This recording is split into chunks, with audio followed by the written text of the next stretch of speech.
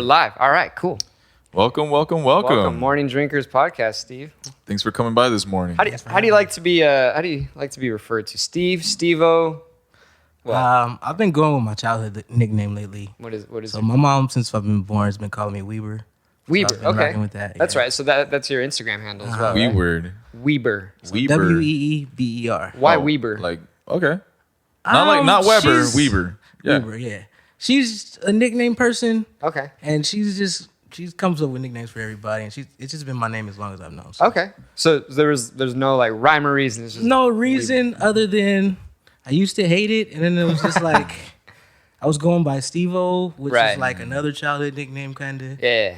But then everybody refers that to Jackass and stuff. That's true. You know, it's funny. I said off camera to someone that you were gonna join us, and I said Steve-O, and they legit thought the Jackass guy. And they're like, "You got the Jackass guy?" I was like, "How?" I was like, "Yeah. I know Steve-O. No big deal. I call him every other day. Yeah." So I was like, I need something different. I kind of always hated my name, Steven.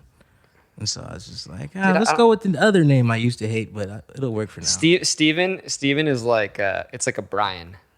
Yeah. Like, you know what I mean? Like It's those like- kind of names. I guess, Super common. Yeah. I don't know. Like, I've always hated my middle name. What's that? Aaron. Aaron. Aaron. Aaron. Yeah. That's one of those common names, too.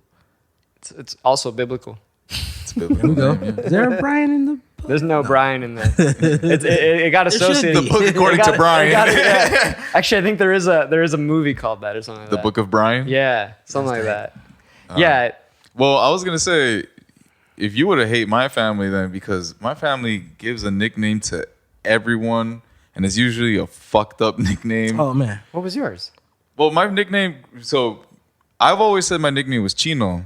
Yeah, but But that's for obvious in reality, my nickname was Fidel Chino. See, my mom is like that, where it's like a first nickname and a last name. Yeah. So like, I wasn't just Chinaman. I was the noodle-like Chinaman. Yeah, because I was always tall and lanky. Like, yeah. Your mom did this? My grandma, my mom, everyone, dude. Bro, cultural nicknames are so fucking disrespectful. Bro, Well, I'm part Chinese. That's why. So, I'm just saying, Yeah. like, in different cultures.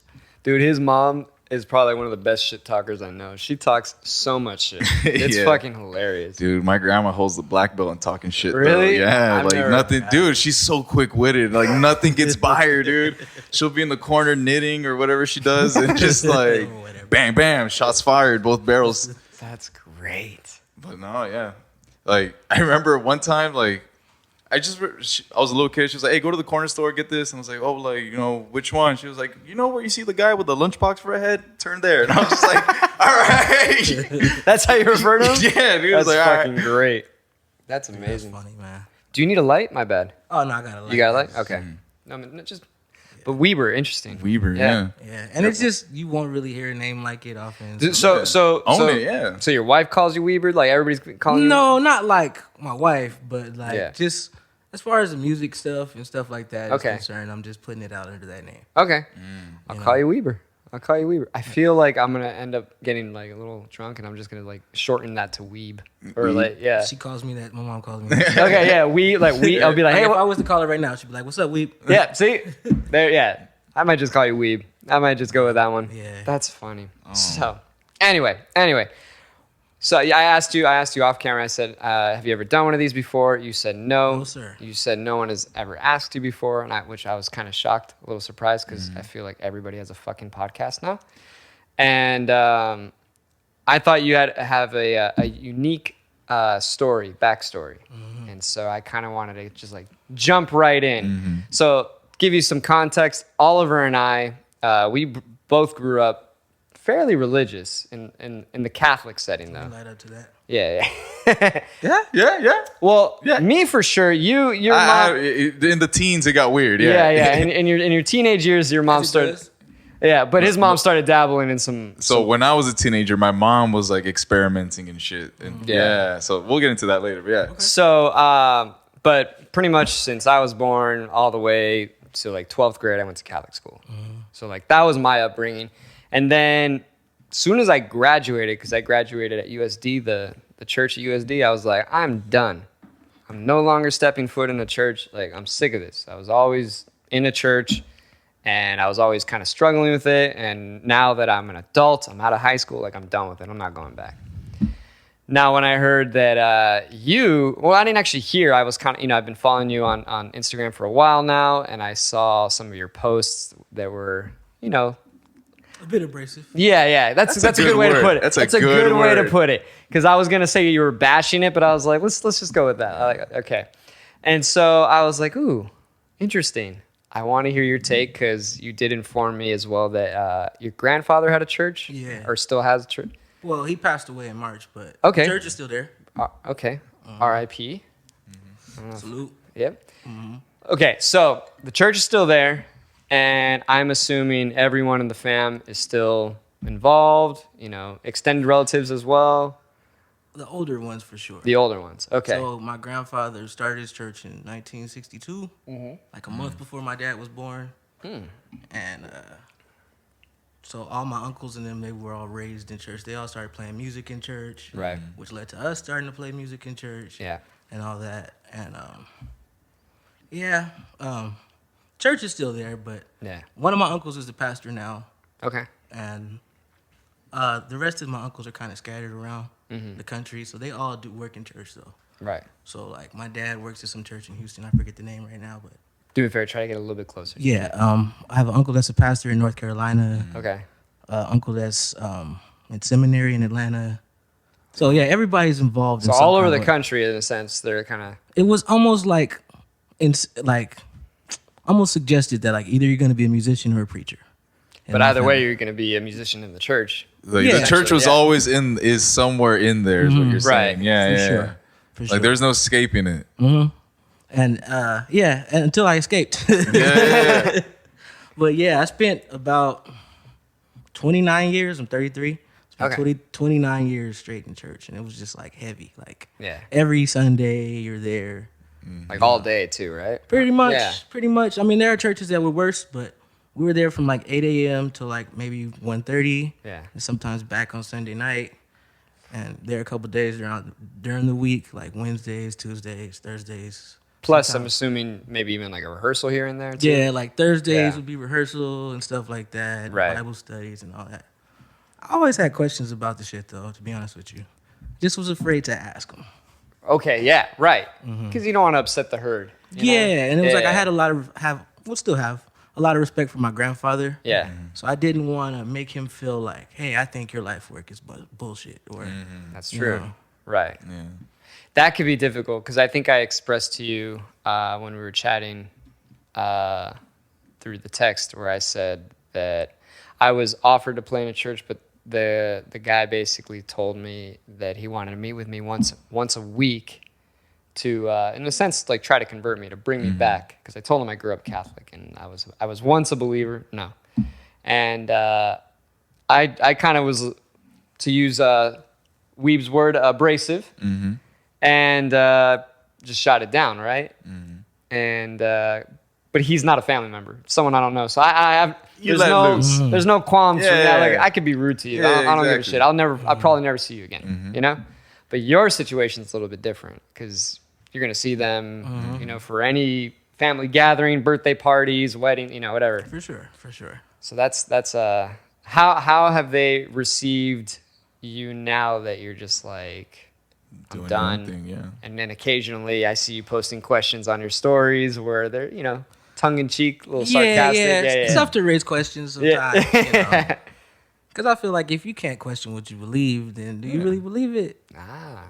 Right. If it can't stand up to questioning, is it true? How can you assert it's true? Right. Yeah. Well, I know in the Catholic Church, I remember being told this, like, it's not a sin to doubt. Like they actually encouraged it, right? Yeah. To fortify your faith. It's like he was like, oh yeah, you're right. Like he is like the all powerful. Yeah, like it was like it's a little Jedi mind trick. Growing up in Black Christianity specifically, though, there's a big like you don't question God thing. Like who are you to question God?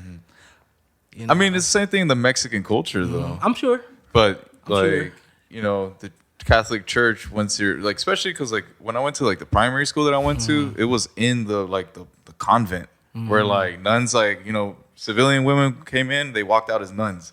And they would get their service or whatever by teaching the kids. They would be school teachers. Right. Okay. Right. Yeah. Our Lady of Mount Carmel, shout out. Right there on the border. Yeah. They've been whooping kids since. Oh man, I had to. Oh my god, my grandma was my principal growing up. Oh So that was no. an experience. She had this paddle that was like wrapped in duct tape. Should have fuck you up. That's funny that you say that because Oliver and I actually went to the same high school, but we're 4 years apart, and we both had our religion teacher. His name was Dr. Threet. Yes. I don't know if he's still alive. Dr. Threet? Threet. Yeah, he was a deacon. Deacon Threet. Deacon Threet. Was it a black guy, perhaps? Yeah. Yes. He Marvin would. Threet? Was it Marvin? Yeah. He Kind of tall guy? Yeah. It was Marvin. I don't remember if that was Because he would go to apostolic churches and stuff like on Probably. weekends. Kind of had a heavy voice. Yes. Yeah. Really liked to assert his position. He was my Yes. principal in middle school. Okay, well then, yeah. So then Yeah. you know, because I was Have saying. you ever seen the movie Lean on Me? Oh shit. Yeah. He was in Nam. He pretty much modeled his whole character off of that movie. I promise you. He's that same guy. Well, all I was gonna get at was that he used to have a thumper. a thumper stick. A thumper That stick, was what he yeah. called it because you mentioned the paddle, and that was his thing. And I was like, this dude seems like he's from the South. Yeah. And and you're right, he would assert himself. Let's say class got a little wild.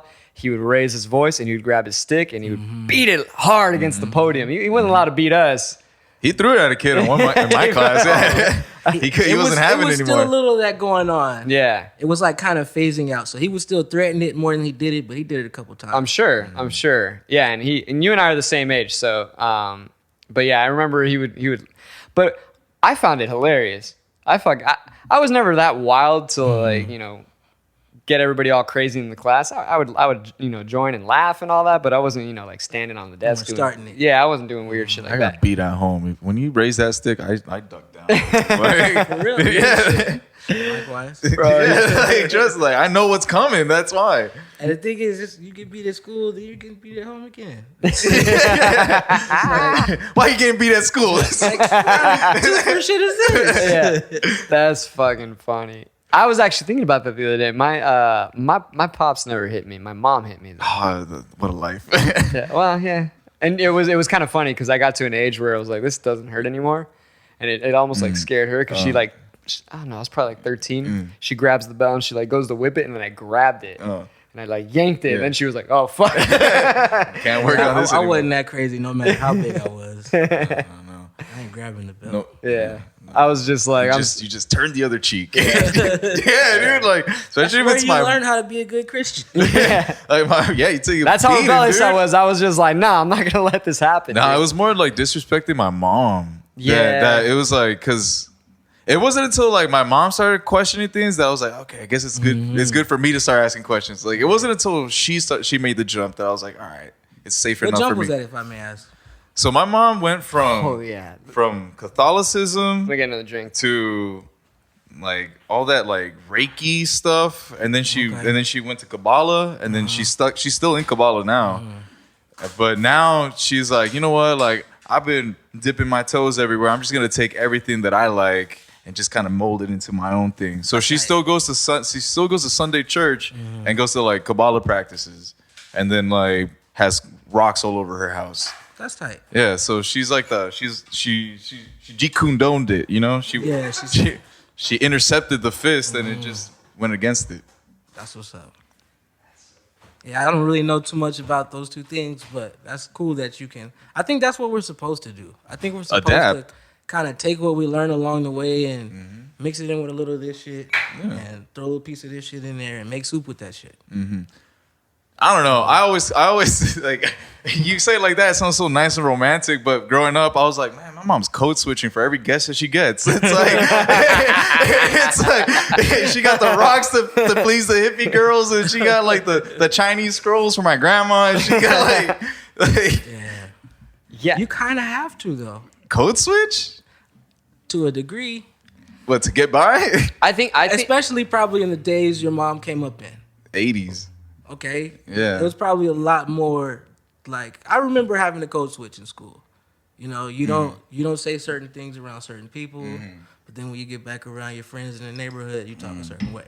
Yes. I think that happens anytime. Yeah. Any age. When you go into a job interview, like For sure. Yeah, For like, sure. When you get on the phone, hello, this is Steven. How are you? yeah. Dude, when I cross the border, like I turn on my best Bro, that's me. solid citizen voice. Like, And the cops get how's it behind me. going, officer? Like, beautiful day, isn't it? Yeah. I was driving today and the cops got behind me. He was like, Yeah. and then he switched lanes. I was like, oh my God. Not doing anything illegal, But but still, just you just don't know, dude. Yeah, You you're just just don't on know. high alert.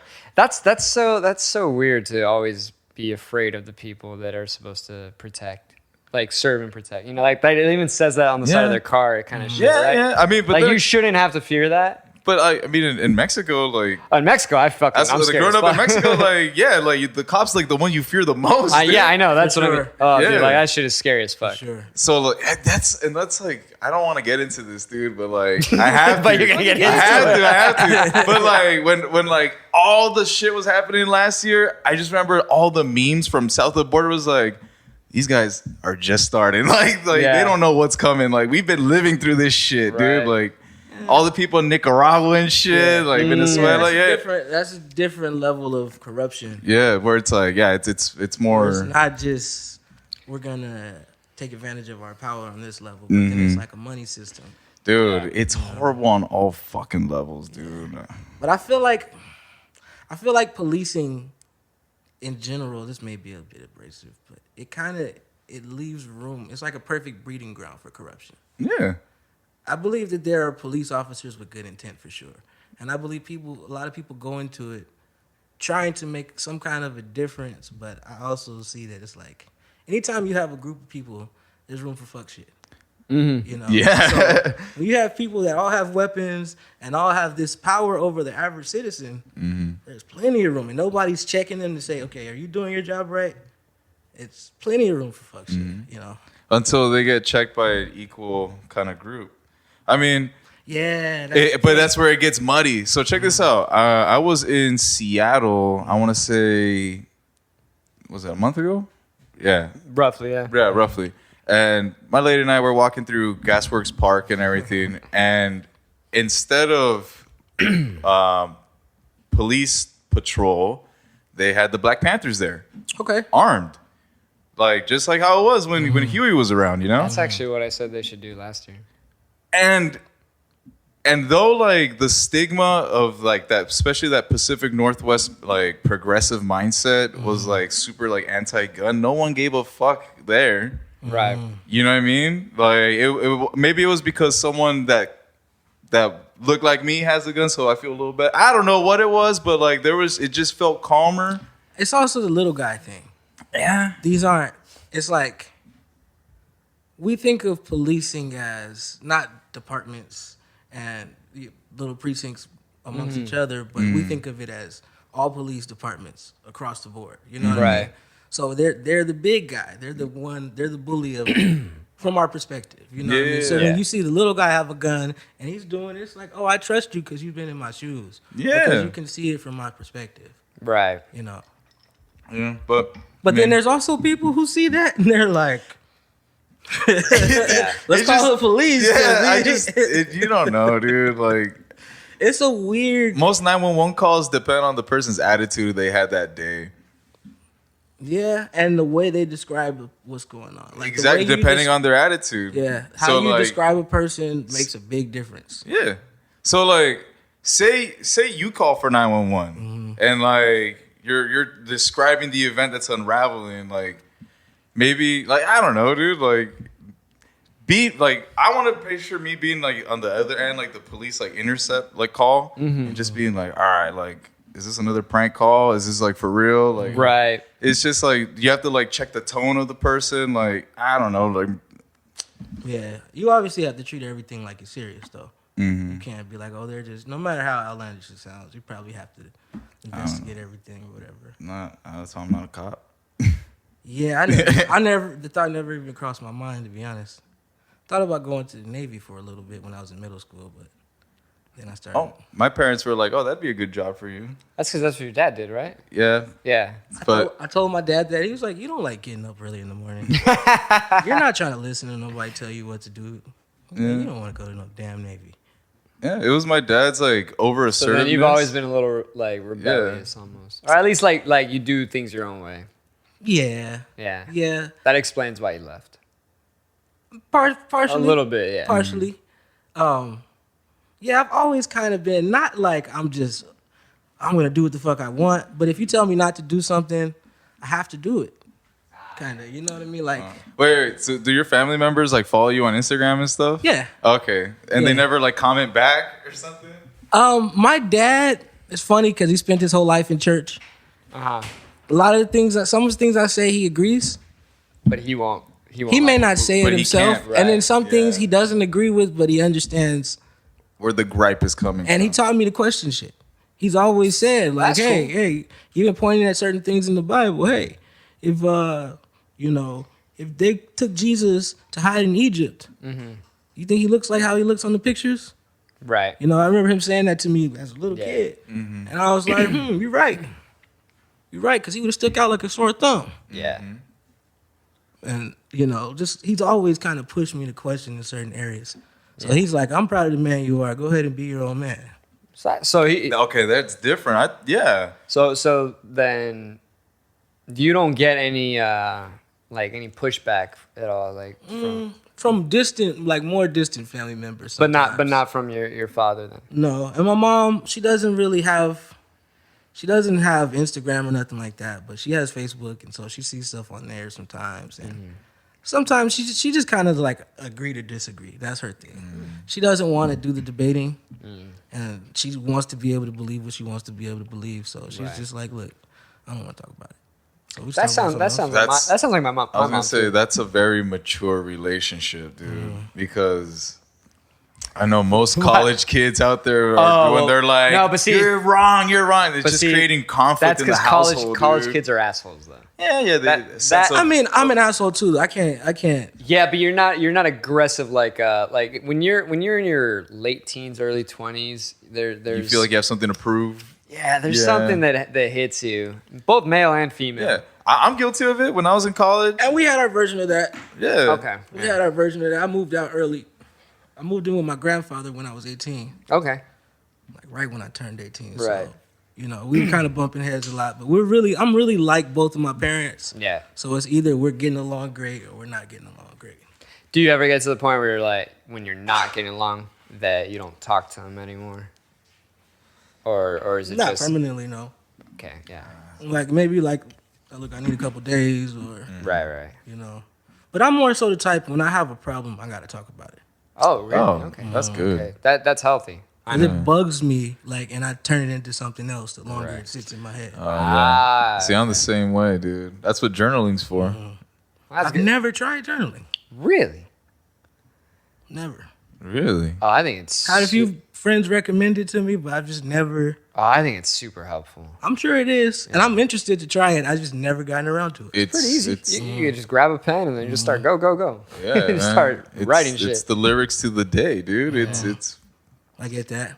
I kind of treat music like that though.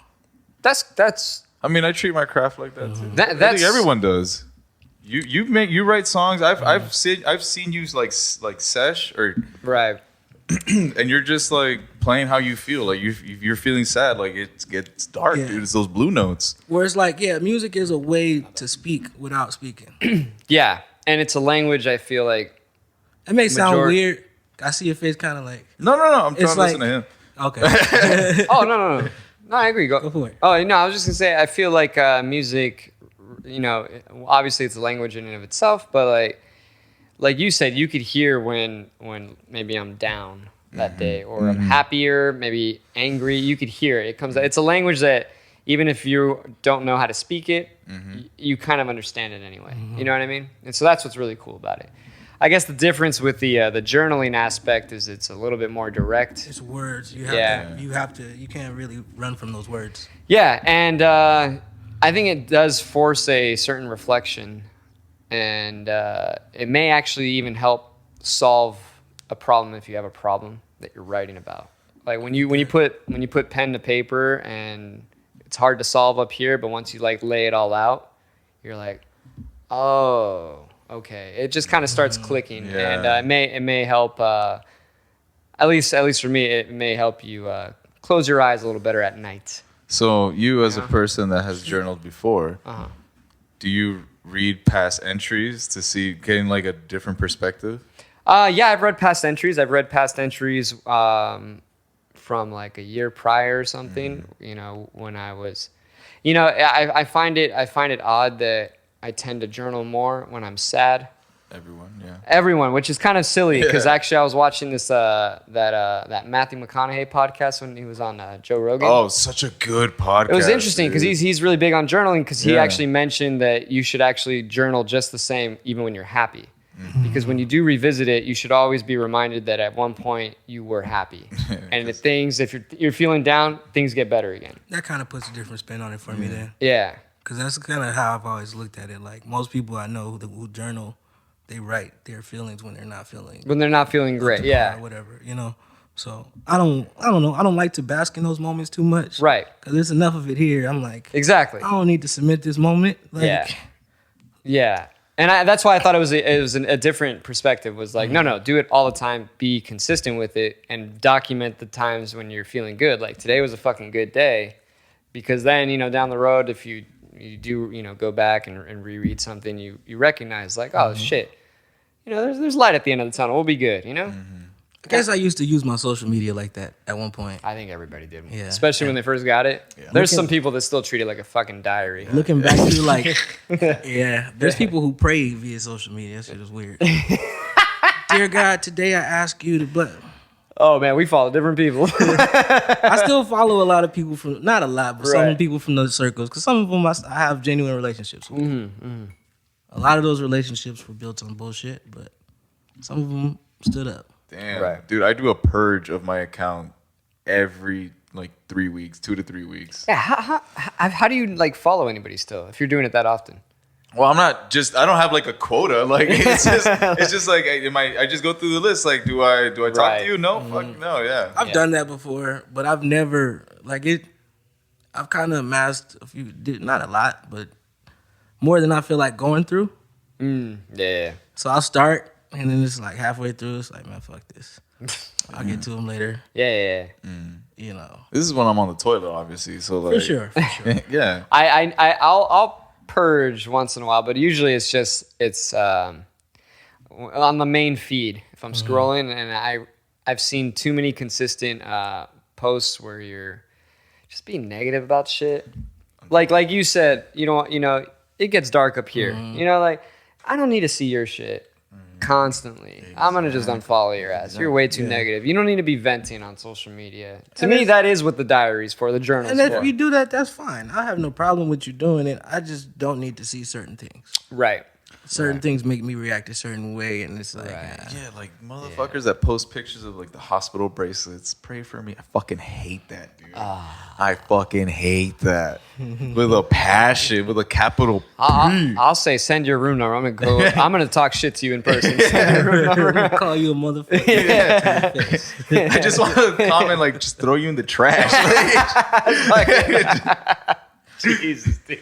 Yeah, I'm glad I deleted Facebook. Super attention seeking. Yeah, super dude. like and then want to be secretive about what it is. It's like, oh man, what happened? Oh, exactly, because they want the conversation. Bro, I saw one like maybe a month ago. I'm not gonna name any names here, but I remember I texted some other friends. I was like, can you fucking believe this shit? No. Where they posted their friend had passed away, and they were, you know, heartbroken, understandable, and they write like a vague post about it, saying like, I can't believe this happened. I'm at a loss for words. And then at the very end, please don't comment asking what happened. Bro, they don't fucking post anything. Because don't post vague shit like that. What exactly are you trying to do? Yeah, what are you doing then? First of all, he got that line from obituaries.com. He's trying to spin it off as his own, all right? It was just ridiculous. Oh, man, the recycle thing. Yeah. I almost threw my phone. I was so upset. I was like, this is fucking bullshit. See, I throw my phones on Sunday morning. Oh, my God. People like to post, like, what their pastor is preaching about with no context. Give me an example. That's kind of funny, though. I feel like if you're looking in the comment today's aspect. word, faith moves mountains. Are you ready to move your mountain? Or and that's just me just going off the top of my head, but I see them every week, and it's just like, okay, you're not really telling me any scriptural context. Right. You're not really telling me anything to stand on. Yeah. I was thinking something completely different. No, I thought it was a video of a preacher coming out. We didn't get these babies wet, and then it's like that's it. But he's talking about baptisms or something, you know. Like he's talking about those empty calories that people just. That's what I call it. Because for a lot of people, it's just celery. Yeah. It's just celery, dude. Yeah. But it's being fed.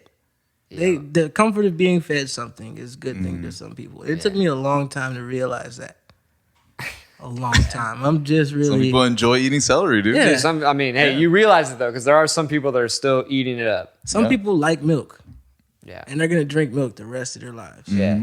Whether they need it or not. You know. Yeah, whether if it's pasteurized from Ralph's or straight from the teat of the cow, dude. It's just like, and that shit is weird too. Well, that's how my mom. That's how my mother and my dad actually. They both grew up that way. But yeah, but come to my we'll ranch, take it however we can. It's milk. Right, exactly. You know? Exactly. At the end of the day, we're all drinking milk, right? Yeah, dude. It just doesn't matter where it came from. If it's from an almond's tit or I drink it from the almond's tit. Yeah. Or because it's not nut juice, it's almond milk, right? I like hemp milk. Hemp milk's good Never too. had it. It's a little pricey though. It can be. Yeah, which is weird because hemp is really easy to grow and it grows like that. Yeah. So why is it expensive? If you find it in like the little like half pint or little pint containers, it's like $2. So I'll fuck with it. Flavor. Give me a flavor. Is it? It's really similar to milk. Really? Yeah. Yeah. Because I know like silk milk, it tastes weird. Dude. It tastes weird to me. I like coconut milk for certain things, but not as like a milk replacement. Because coconut anything is too coconut. Yeah. It's too prominent. Like if you cook coconut oil, you're like, I still taste coconut. Yeah, I like that though. For some but if I'm trying to eat cereal, I'm not about to. Dude, my girl has. See, I don't mind it in cereal. If I'm trying to like make some eggs and I'm using coconut oil, I don't want coconut with my eggs. That's a little weird to me. I get you. Yeah, I get you. But yeah, no, my girl has a tub of just coconut oil and she just uses it lathered for everything, dude. Yeah. Like, oh, you're cooking, bam. Oh, like put it in your hair, like yeah, dude. I don't mind it on the body and the hair. I cook a lot of Jamaican food and they use coconut oil like that too. Right. So that kind of made me warm up to it more.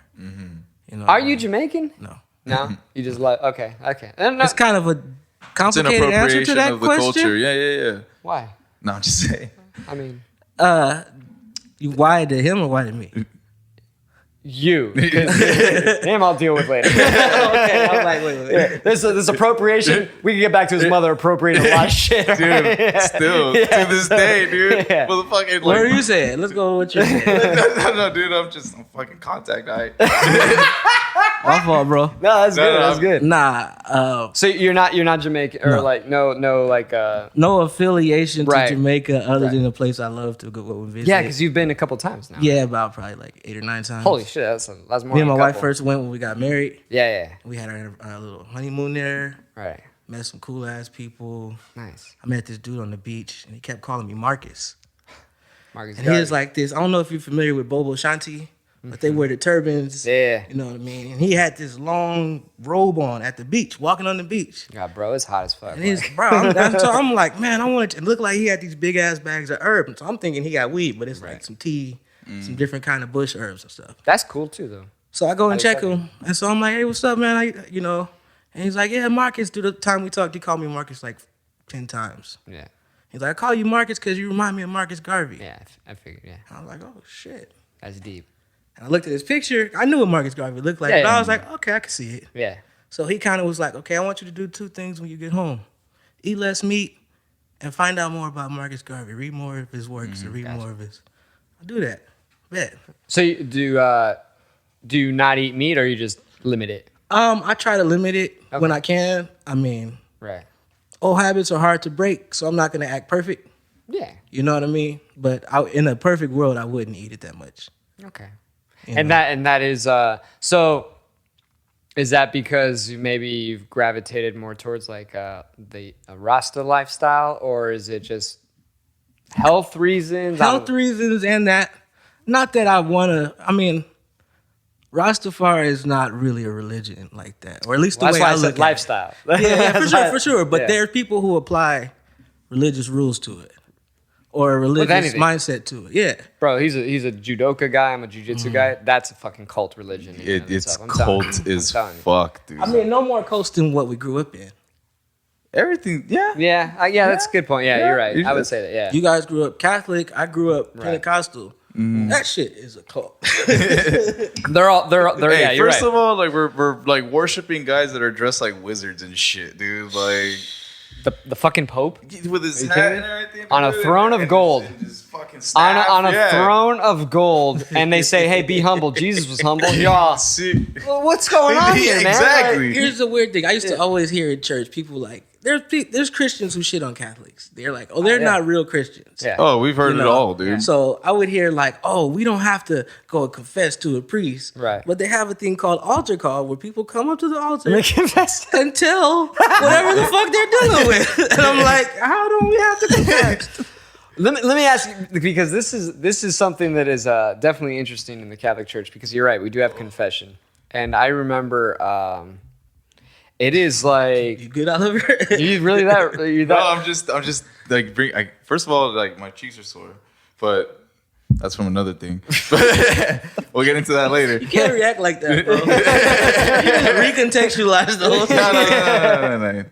No. But it's just bringing me back to all the times of like being forced to go to confession and then Right. and it's just being there like I'm a kid, dude. Like, what the fuck am I supposed to like? I didn't do anything, man. What's so bad that I did? I stole some candy. Like Yeah. what the fuck? Yeah. I hit my brother. Yeah, shit like that. So, but I do remember listening, and I think this is the thing that the priest, whoever is listening to the confession, literally is not like they're not allowed to tell anything, right? And I think they kind of maintain that given all the scandals that. I don't think it's a legal thing, It, but well, I think it's like a code. it's definitely not. Yeah, it's definitely not a legal thing, but it is a strict code where, like, let's say I went down to confess and I told the priest, like, hey, I murdered someone. That priest, I think that code is so strong that if they were to break that, they would no longer be allowed to Oh, be a priest. That's cool. So in a sense, so what I was getting at is that, like, in the altar call, let's say you did confess some crazy ass shit like that. You're like, hey, I just killed this whole family down the street. Are they going to be like, yeah, I'm going to report you to the cops, right? most likely. Most likely, yeah. Most likely. Yeah. I don't know why. If it's basic stuff like I cheated on my wife, Basic. I mean, not she may not think it's basic, but yeah, but I got that's you. shit that happens every day. Yeah. Right. You know what I mean? Yeah. That's people that deal with that all the time. So that's a common issue. I'm not trying to downplay that shit. You know what I mean? Especially as a married man. No, He's like, I love you, baby. She already know. He made my mind race. They're like, oh, they have this code, you know, like confidentiality. It was like, what? So he told us, like, hey, sorry, father, I murdered this guy. He's like, I had this kid suck my dick. It's I like, mean, it's like, you got my back, right? It's like, you ain't gonna tell, I ain't gonna tell, right? Like, that's what I'm saying. Like, And it's like, we good, right? Like, hits you probably through the screen and shit. But that's why I'm saying they probably don't say that shit, because they're doing some crazy shit. It's like, I confess to my fellow priest. It's like, I'm saved. It's like, no, dude, that's some bullshit. That shit don't add up. Yeah, because he's like, listen, I don't need the cops snooping around here, because I got some shit of my own, you know? It's like, and then you confess you vulnerable, baby. Like, all right, I got you. Like, The black church version would be like, hey, man, I cheated on my wife. Oh, man, I fucked your wife. it's like, I guess it's all out there then. Pussy belong to pastor. That's common, huh? That's man. common. Oh, man. I hear it's common, well, especially in the Christian church. You played in a few churches, right? No, I actually never played. You didn't play at, I wouldn't have to mention the church, but that Cubby and them was playing at. No, that was the one that I was referencing earlier that I was I thought you were there for a minute. I was going to. Okay. Yeah. Women outnumber men there at least 10. Tremendously. I'm sure. Tremendously. 10 to 1.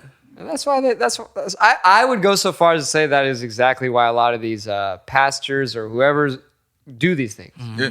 for the fucking puss. Oh, absolutely. Yeah.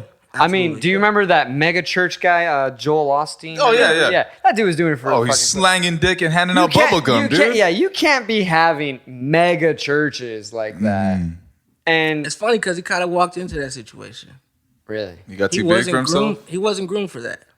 oh, he just He like, was like the son of the guy, and he was like he used to do the videos and shit. Yeah. And he used to work behind the scenes, and his dad died and left it to him, and he had to just kind of step up to it. Right. So it's interesting how it panned out. Yeah. With him. I just read there was a his name is Ben Zobrist, former Major League Baseball player. He was he was on the Cubs a couple years back and actually had to take some time off because he was going through a divorce and it was pretty intense. And the backstory was he was heavily involved with his church, and now since he's a public profile athlete, some of the information has been leaked from the court proceedings, and basically one of them is that his wife ended up sleeping with their pastor and was like cheating on him with the pastor, and that's why I'm saying I was just like, that shit happens, man. Yeah, that shit, and not just pastors. There's all kind. I've seen all kind of situations where like I don't want to be too specific. I could bleep. By the way, since this isn't live, I could always bleep something. We can edit shit out. For sure. We can talk about whatever, man. But yeah, where it's like the pastor's not just a man. It's like a Hercules type shit. He's not quite a god. Right. He's more than a man. Like some Pharaoh shit. And so it's like they look to him for all of their hope, for all of their. So if he says suck my dick, it's easy. Yeah, it's gonna happen. It's what God would have wanted. And and then there's the aspect of power. Yeah. And power being attractive. And for them it seemed like a position of power. So they already kind of want to do it. Right. We can talk all day about how women are conniving like that. I'm not even gonna say women are conniving. Oh, you're not gonna say. I'm gonna fucking say. I think people are definitely everyone's be conniving. Sure. Everyone is, dude. Bro. But people don't want to hear it. We all take advantage of our position in life. I'm sure to somebody we're all we're all pieces of shit. Yeah. I know I am for sure. I admit it. Yeah. I'm outright with it. I don't want you to think I'm a good person. Yeah. If you think I'm good, cool. But hey. I was having Diego, right? Yeah, exactly. I came across actually similar to like the card game that you have. It was just like one of those drinking games, and one of the questions on it was, would you rather receive $50,000 or have your best friend receive $1 million? And I saw this question. I was like, oh, that's a pretty good question. And I was on the phone with him. I asked him, and he broke it down. He's like, what about you? I was like, bro, I'm fucking selfish. Give me the 50 G's. Like, I don't give a fuck. Going back to it, it's like, I could be a piece of shit to some people. And it's just like, like, I want to see you succeed, but I also want 50 G's. Yeah. Because it's like, I'm not going to receive any of your million. Exactly. It's like it depends on who your best friend is, though. It is. It's true. Yeah. But to me, what are their financial situations like? They got their mom in the hospital. Like, well, there's a lot going on. Like, maybe he need those 10 G's. Yeah. If I motherfucking passed on 50 G's for you to get this M, I'm gonna need you to break off at least 75. That's nice. Just on principle. It's like if we go gambling together and I pay for you. It's mutual respect. Yeah. That was your 20 that you rolled on whatever, that's a good I'm not going to hound you for your money, but give me a little something just so we both come out with something. Right. And for the benefit of all. I was just like, listen, bro, you're on your own. Just give me the 50 G's. 50 is, in this day and age, isn't even that much money. That question was depressing. I was just like, fuck, who's the best friend? Best friend, go quick. Yeah, and that was funny because Diego actually said, he's like, well, what if you have multiple best friends? Now you get to a point where one of them's going to be insulted if you choose the one over the other. And I was like, he's like, so I'm going to, so he used that logic. He's like, I'm going to take the 50 G's too. I was like, all right, I respect that. I like that. Yeah. It's like a couple years ago, you're like, well, I wasn't on your top 8. My wife's my best friend. Oh, so then you're going to receive it either way. Say it in the camera. Hey, my wife's my best friend. Say it in the camera. hey, baby, you're my best friend. There you go. We're going to share this bank account.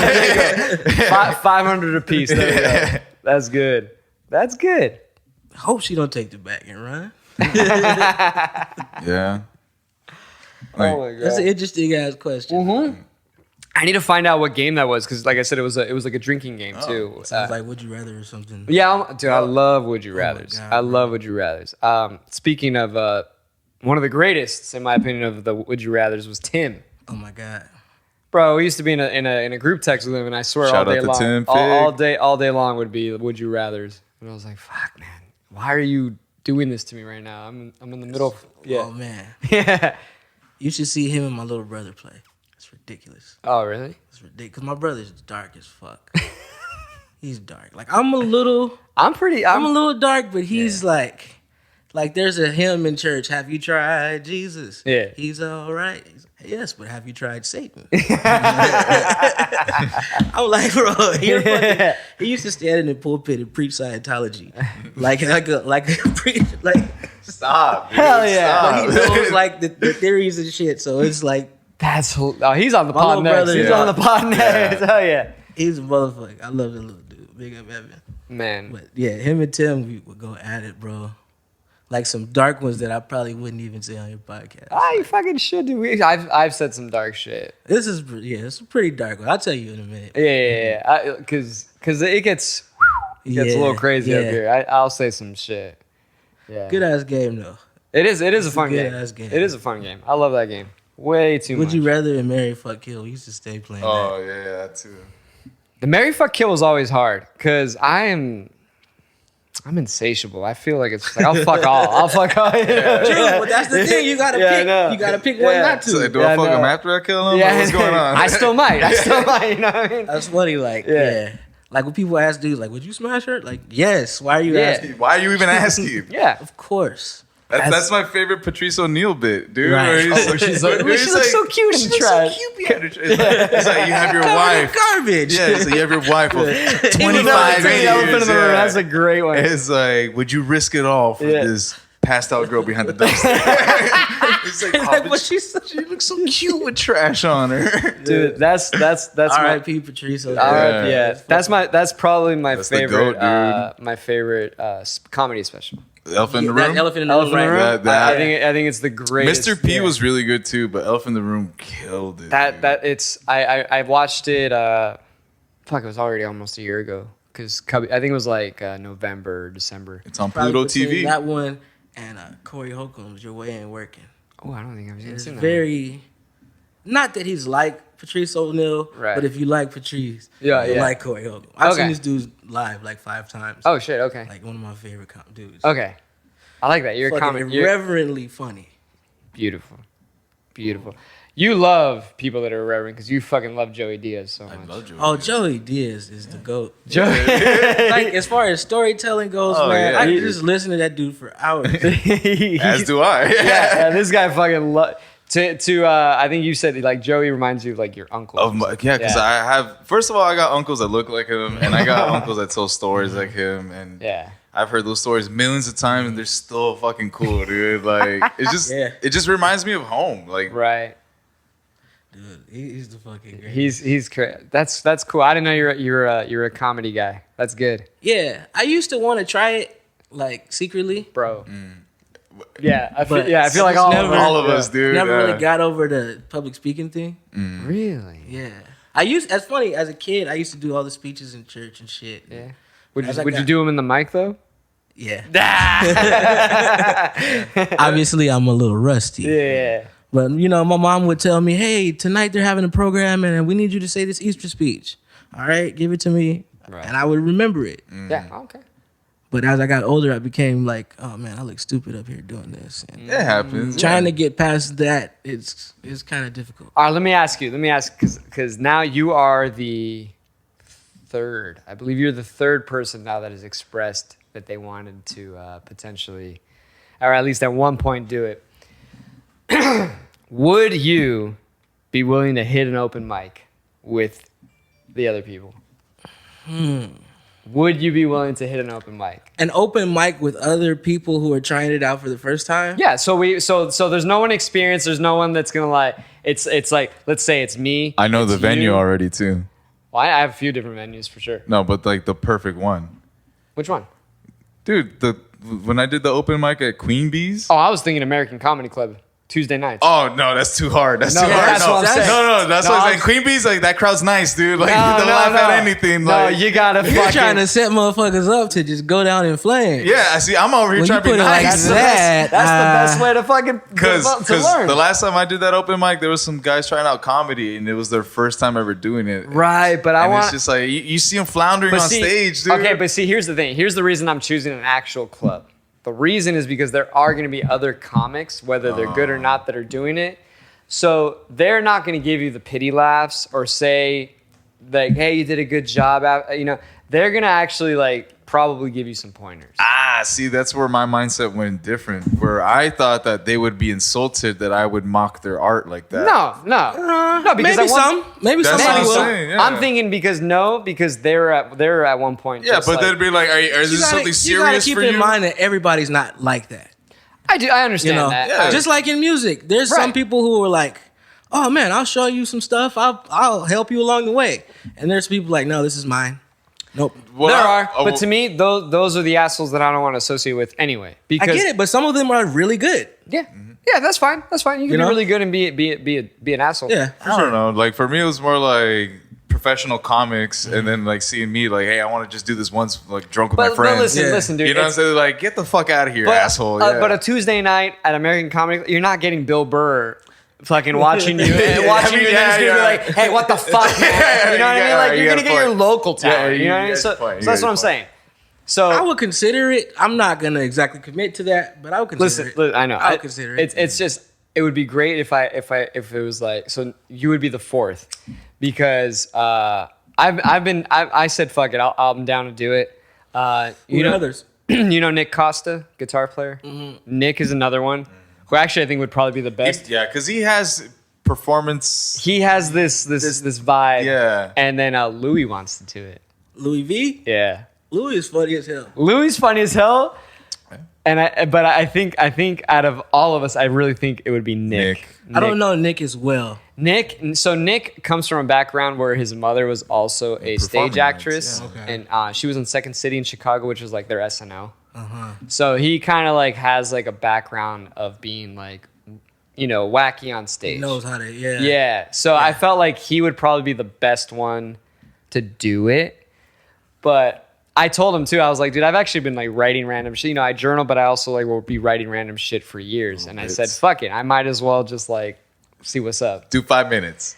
Dude, 5 minutes is a long 5 time. minutes is brutal, 5 man. minutes is a long time. Okay, first time out, 1 5 minute. minutes? 1 minute. You 1 get minute. 1 I was minute. gonna say a minute or two. Like Yeah. that's 5 minutes is a lot. Yeah, 5 minutes Have is you a ever lot. like? He's a poet. Okay, but that's it- different. But it is different if you're trying to like Yeah. Because you can pace different Yeah. with poetry. Yeah. What kind of poetry do you do? Smut. Okay. yeah. Nah, that's what's up. He's like, okay. Nah, that's what's up. Yeah. Like, I don't want to put you on the spot or nothing, but like, is there somewhere I can check out your shit or something? Actually, he's got a show this Saturday. This Saturday. He's got a show this Saturday. Plug it in. Yeah. plug So, that shit. Yeah, we'll play, it's at the North Park Book Fair. Is it the verbatim right here? No. So that's where the book fair starts. It's so Okay. they're doing the whole block party kind of thing. Okay. And there's going to be multiple stages. We're going to be at the I've tagged it before, and I actually threw the flyer. I feel like smut is underrated as far as like, it used to exist in multiple genres other than like photography and film. right. You had like comedy smut writing. Yeah. You had smut music. Yeah. And you don't really see much of that shit. Yeah, you don't. That's a good point. So sorry, it's on the Ray Street stage. Okay. So yeah, I know. It's right by the Target. Yes. The Target in North What are you Park. talking about? Yeah. That's what's up. I'm trying to From 1 to 3. Wait. Yeah. come check it out. Come check it out. In the afternoon. In the Yeah. afternoon. I thought it was 3 a.m. Yeah. Well, this dude, because I have a show that night, and I told him it was at 10, and this dude, I guess, thought it was 10 a.m. and I was like, no, it's 10 p.m. And because he was like, I don't think I'm gonna make it, and I was like, 10 p.m., dude. Your event is over at like At 5, yeah. Yeah. And then he's like, oh, 10 p.m. I was like, yeah. Man, I don't know any musicians that are playing morning gigs like that on a Saturday. they can be fun. Yeah. The U.S. Navy brass ensemble. Oh, fucking, they're out bright and early. Yeah, dude. Yeah, that Navy band, Navy band in general, or military band in general, that shit is hardcore. yeah, but that's because they're military. Right. Yeah. Yeah. They're up with the Rock at 3:45 a.m. Doing burpees and saxophone, yeah. dude. Yeah. I love that dude, but I think he's gonna die like The Rock? within 10 years. Oh, There's no way that you. Fucked up, man. No, I don't want him to die. I just said I love that. There's just no way that you're getting up that early in the morning and then going to sleep like an hour and a half before. This dude's not sleeping. there's no way you're gonna survive. I feel you. And Yeah. he's probably taking something to keep himself, Eventually, Well, the conspiracy was that during the WWF, that every time he came on the ring with a tank top on, is when he would get his shots on his titties. That's weird. Yeah. I've never heard this, dude. Is this some Reddit shit that you? Yeah. That's definitely That's a some weird Reddit place shit. to even like. Yeah. Shoot me up, Doc. We're like right in the titties. Like, what the Something fuck, like man? that, yeah. No, that's a real sensitive area. Why not off to the side? You're saying the exact nip? Don't most people like shoot their ass? Their ass, yeah. I don't know. Check Reddit, That's a dude. Check bullshit. Reddit. That's a Check bullshit. Reddit. Reddit. Yeah, no, For sure, Nah. for sure. Like I said, I like the dude. I'm concerned for your health. All right, Dwayne, fucking sleep. Get an 8-hour sleep. You know? For all of us, baby. Yeah. Fucking everybody listening, fucking sleep. Yeah. Man. That shit is It's- underrated. It is Sleep. super underrated. Yeah. I have a couple books essentially regarding sleep. All those fucking Big nights fan. in the past, trying to do ragers, staying up till the sun comes out, seem kind of stupid. You know, that shit was, I think, like romanticized. I can't tell you how many times I heard of the struggling / starving artist that it's cool to like, stay up late. That's when my inspiration comes. Yeah. Whether you're a writer, musician, painter, whatever it I is. think it just depends on you. It might, but biologically speaking, For sure. like, nah. Like I've wrestled with sleep my entire life. Okay. I've been I've never been diagnosed, but I call it insomnia. Okay. Like I used to get in trouble as a kid for my parents would come check on us 2-3 in the morning. Yeah. And I'm like, hi dad, hi mom.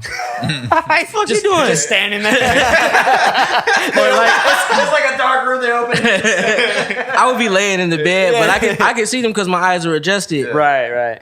And it's been that way my whole life. Okay. So sometimes there are times where I'm up at 2-3 in the morning and I do feel a wave of inspiration.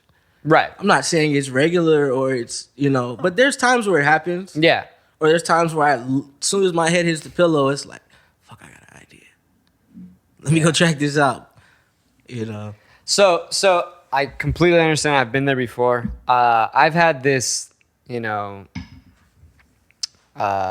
not like an original idea. It's stuff I've learned about, but it's stuff that makes sense to me, and I do kind of notice the correlation is that personally, at least for me, when my head's hitting the pillow, if I get an idea or if my mind is racing, chances are I feel like I actually I didn't really do enough that day.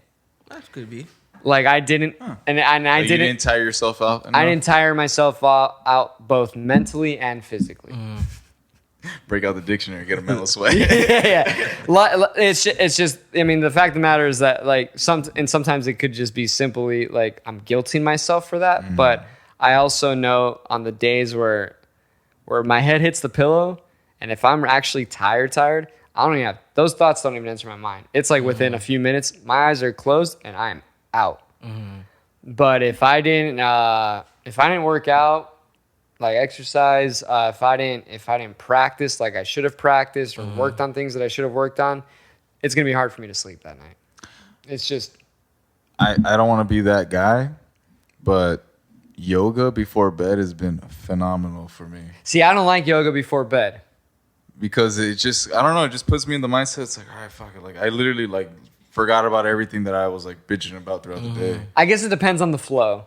If it's too intense, that gets my heart rate up. And Oh, I only do, like, 10 minutes, dude. Like, okay. like, I'm not going hard. Like, I don't know if it's obvious, but I haven't tried yoga yet. You telling me you can't put your legs behind your head kind of shit? I can't do that That's either. none of your business. Yeah, Nah, I've been wanting to try it, though. I've been interested in it for a while. But I think it all could also be, like, I'm literally tiring myself out before bed. right. So, I don't know. But So you're now- like yeah.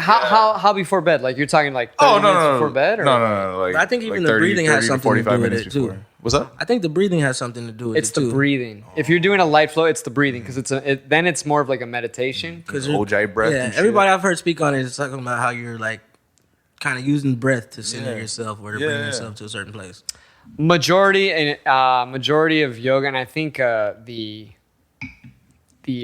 the original intent of that was more of that. Yeah. That I actually just saw a video of this guy that was kind of bashing modern yoga, where he's saying that the yoga that majority of people are doing now, especially in this country, is like a bastardization, Western way of doing it.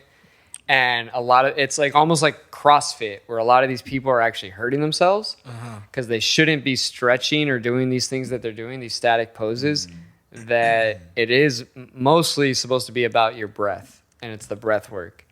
And I've done classes before in the past where they've been really, really intense, where it's almost like I'm doing Pilates.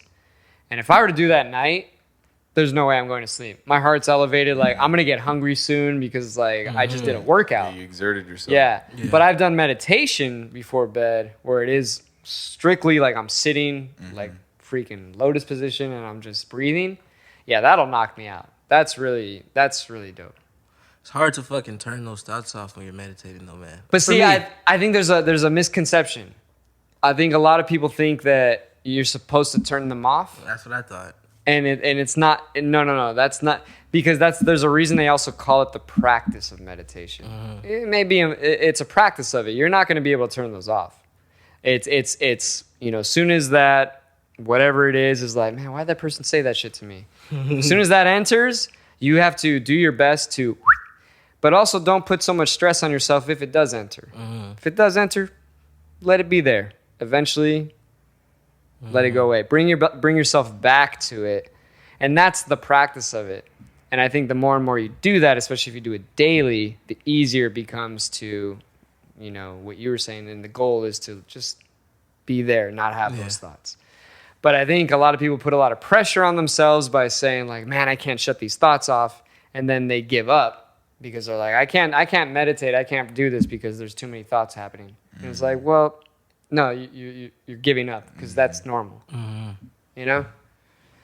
And makes sense. Yeah. The meditate. Honestly, that shit does help to sleep. I stopped doing it because I didn't want to have that as like my crutch. Yeah. Where I can't go to sleep unless I meditate. Yeah. So same. I'm not doing yoga every night. Yeah. So I went back to like, all right, let me like accomplish my tasks where like I have a whiteboard over there. Right now it has like chords and shit, where I'll like write out like a daily task thing that I need to do. And like I feel good, at least right now, like when I accomplish those things, then when I hit the pillow, I'm like, I'm good. Nice. That is also something that has brought a little bit more peace in my day-to-day life, where instead of just waking up aimlessly, just doing the routine of like, all right, going to work, coming back, and everything. It's like I'll give myself, like you say, a task to accomplish throughout the day that like it's gonna be woven in between. It's for me that like once it's already complete, like I do have more of a sense of relief because you leave work at work. I mean, you're already that's what you hope. That's what you hope. Yeah. So musicians need to learn that. Myself included. Right. No, yeah, so, absolutely. Can I ask this to you guys? No, I was listening to, I think it was a podcast, and I think Eminem was on it, and he talks about how he's in the studio like a 9-to-5 job, where it's like that's what it is. Like he treats music like it's work. It was something that he loved doing growing up, but like now that's not the same. It's fucking work. It's about to be professional about it. Yeah. So like with me and my writing, like I just try to like just do 3 hours, that's it. And like if I got it done within those 3 hours, if I didn't, like fuck it, but like it's done. Leave it at work. Right. Do you guys do that, or is it like you start it, then you're like, I'm gonna go fuck off somewhere and then I'm gonna come back to it? It's just like you're always fucking, I guess, working. You want to go first? It's kind of a mixed answer for me. I would say that too. I have times where I'm like, okay, I need to do this, so I'll take say I'll schedule in my morning from 7:30 to 10:30. I'm working on tracks. And then, take a break, smoke, whatever. Then I practice for an hour. And then, I try to go back to it or whatever. But then there are also days, just like being married and having to do other shit, where I don't even get to touch my shit. Yeah.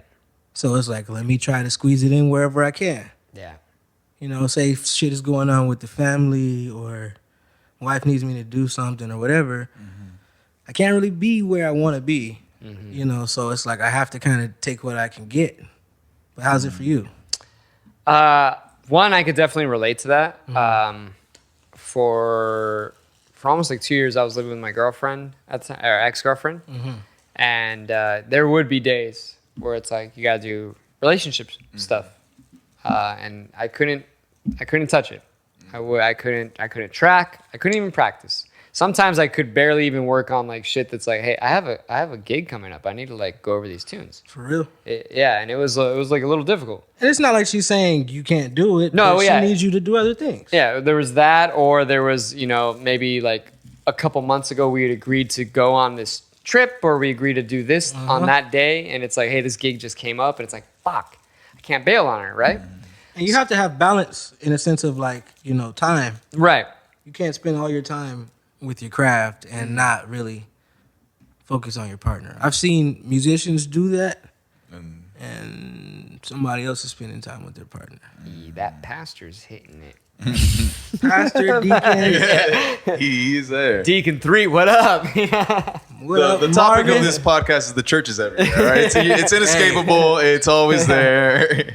But Church ain't for play. but in terms of what was your original question actually per se? It was like, do you guys just like, well, you guys answered it already, where it was like, do you guys just do work, leave it, like treat it as work? Okay. Treat it as work, where it's like it's only for certain hours, like, and then that's it. Like, Now I have other shit to do. Now I remember because his like first answer before it was that it's kind of a mixed bag, and it is. It really, really depends, one, on what I have scheduled in my day that is outside of music. For example, like, do I have jiu-jitsu or jiu-jitsu lessons or, just other plans whatsoever.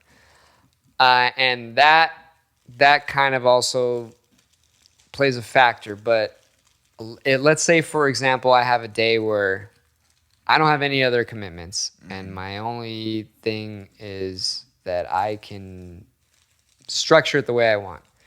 Then it is, I want to shed this. I have this gig coming up. I need to go over these tunes. And that allows me the freedom to actually take frequent breaks. I actually believe in frequent breaks. I've been doing this for years. Actually, I've instructed my students because there actually is some science to support this. And ironically, I just saw something yesterday that reaffirms that. I think it's important to set little timers for yourself. I don't know if you do this. Yep. Yeah, but you set little timers, and you can even make them small little increments. But you set timers. You're like, hey, I'm going to really focus on this task, whether it's tracking or practicing something. And then when that timer goes off, you stop and you take your break. And it doesn't have to be a break where you're just sitting down. It's just you step away. You walk away. You're like, I'm gonna make myself some food, or I'm gonna just have a drink of water. I'm gonna go outside, whatever, and then you come back to it. I might have to take that approach. It's funny because I actually learned it years ago, reading up on Einstein. Einstein used to take frequent naps and used to take frequent breaks, and he talked and Einstein would always nap after he did something very, very intense that required a lot of brain power. And he's like, I'm going to power down and let my brain, in a sense, catch up and process everything. That's brilliant. Yeah. I don't know, because like for my craft, like it's like I take my break after like 200 words, or like or after a certain amount of bars. Like then it's just like, all right, like I'm done. But there's sometimes where like coming up with those 200 words or those amount of bars takes fucking forever, dude. Yeah. Right. And that's where the time interval happens.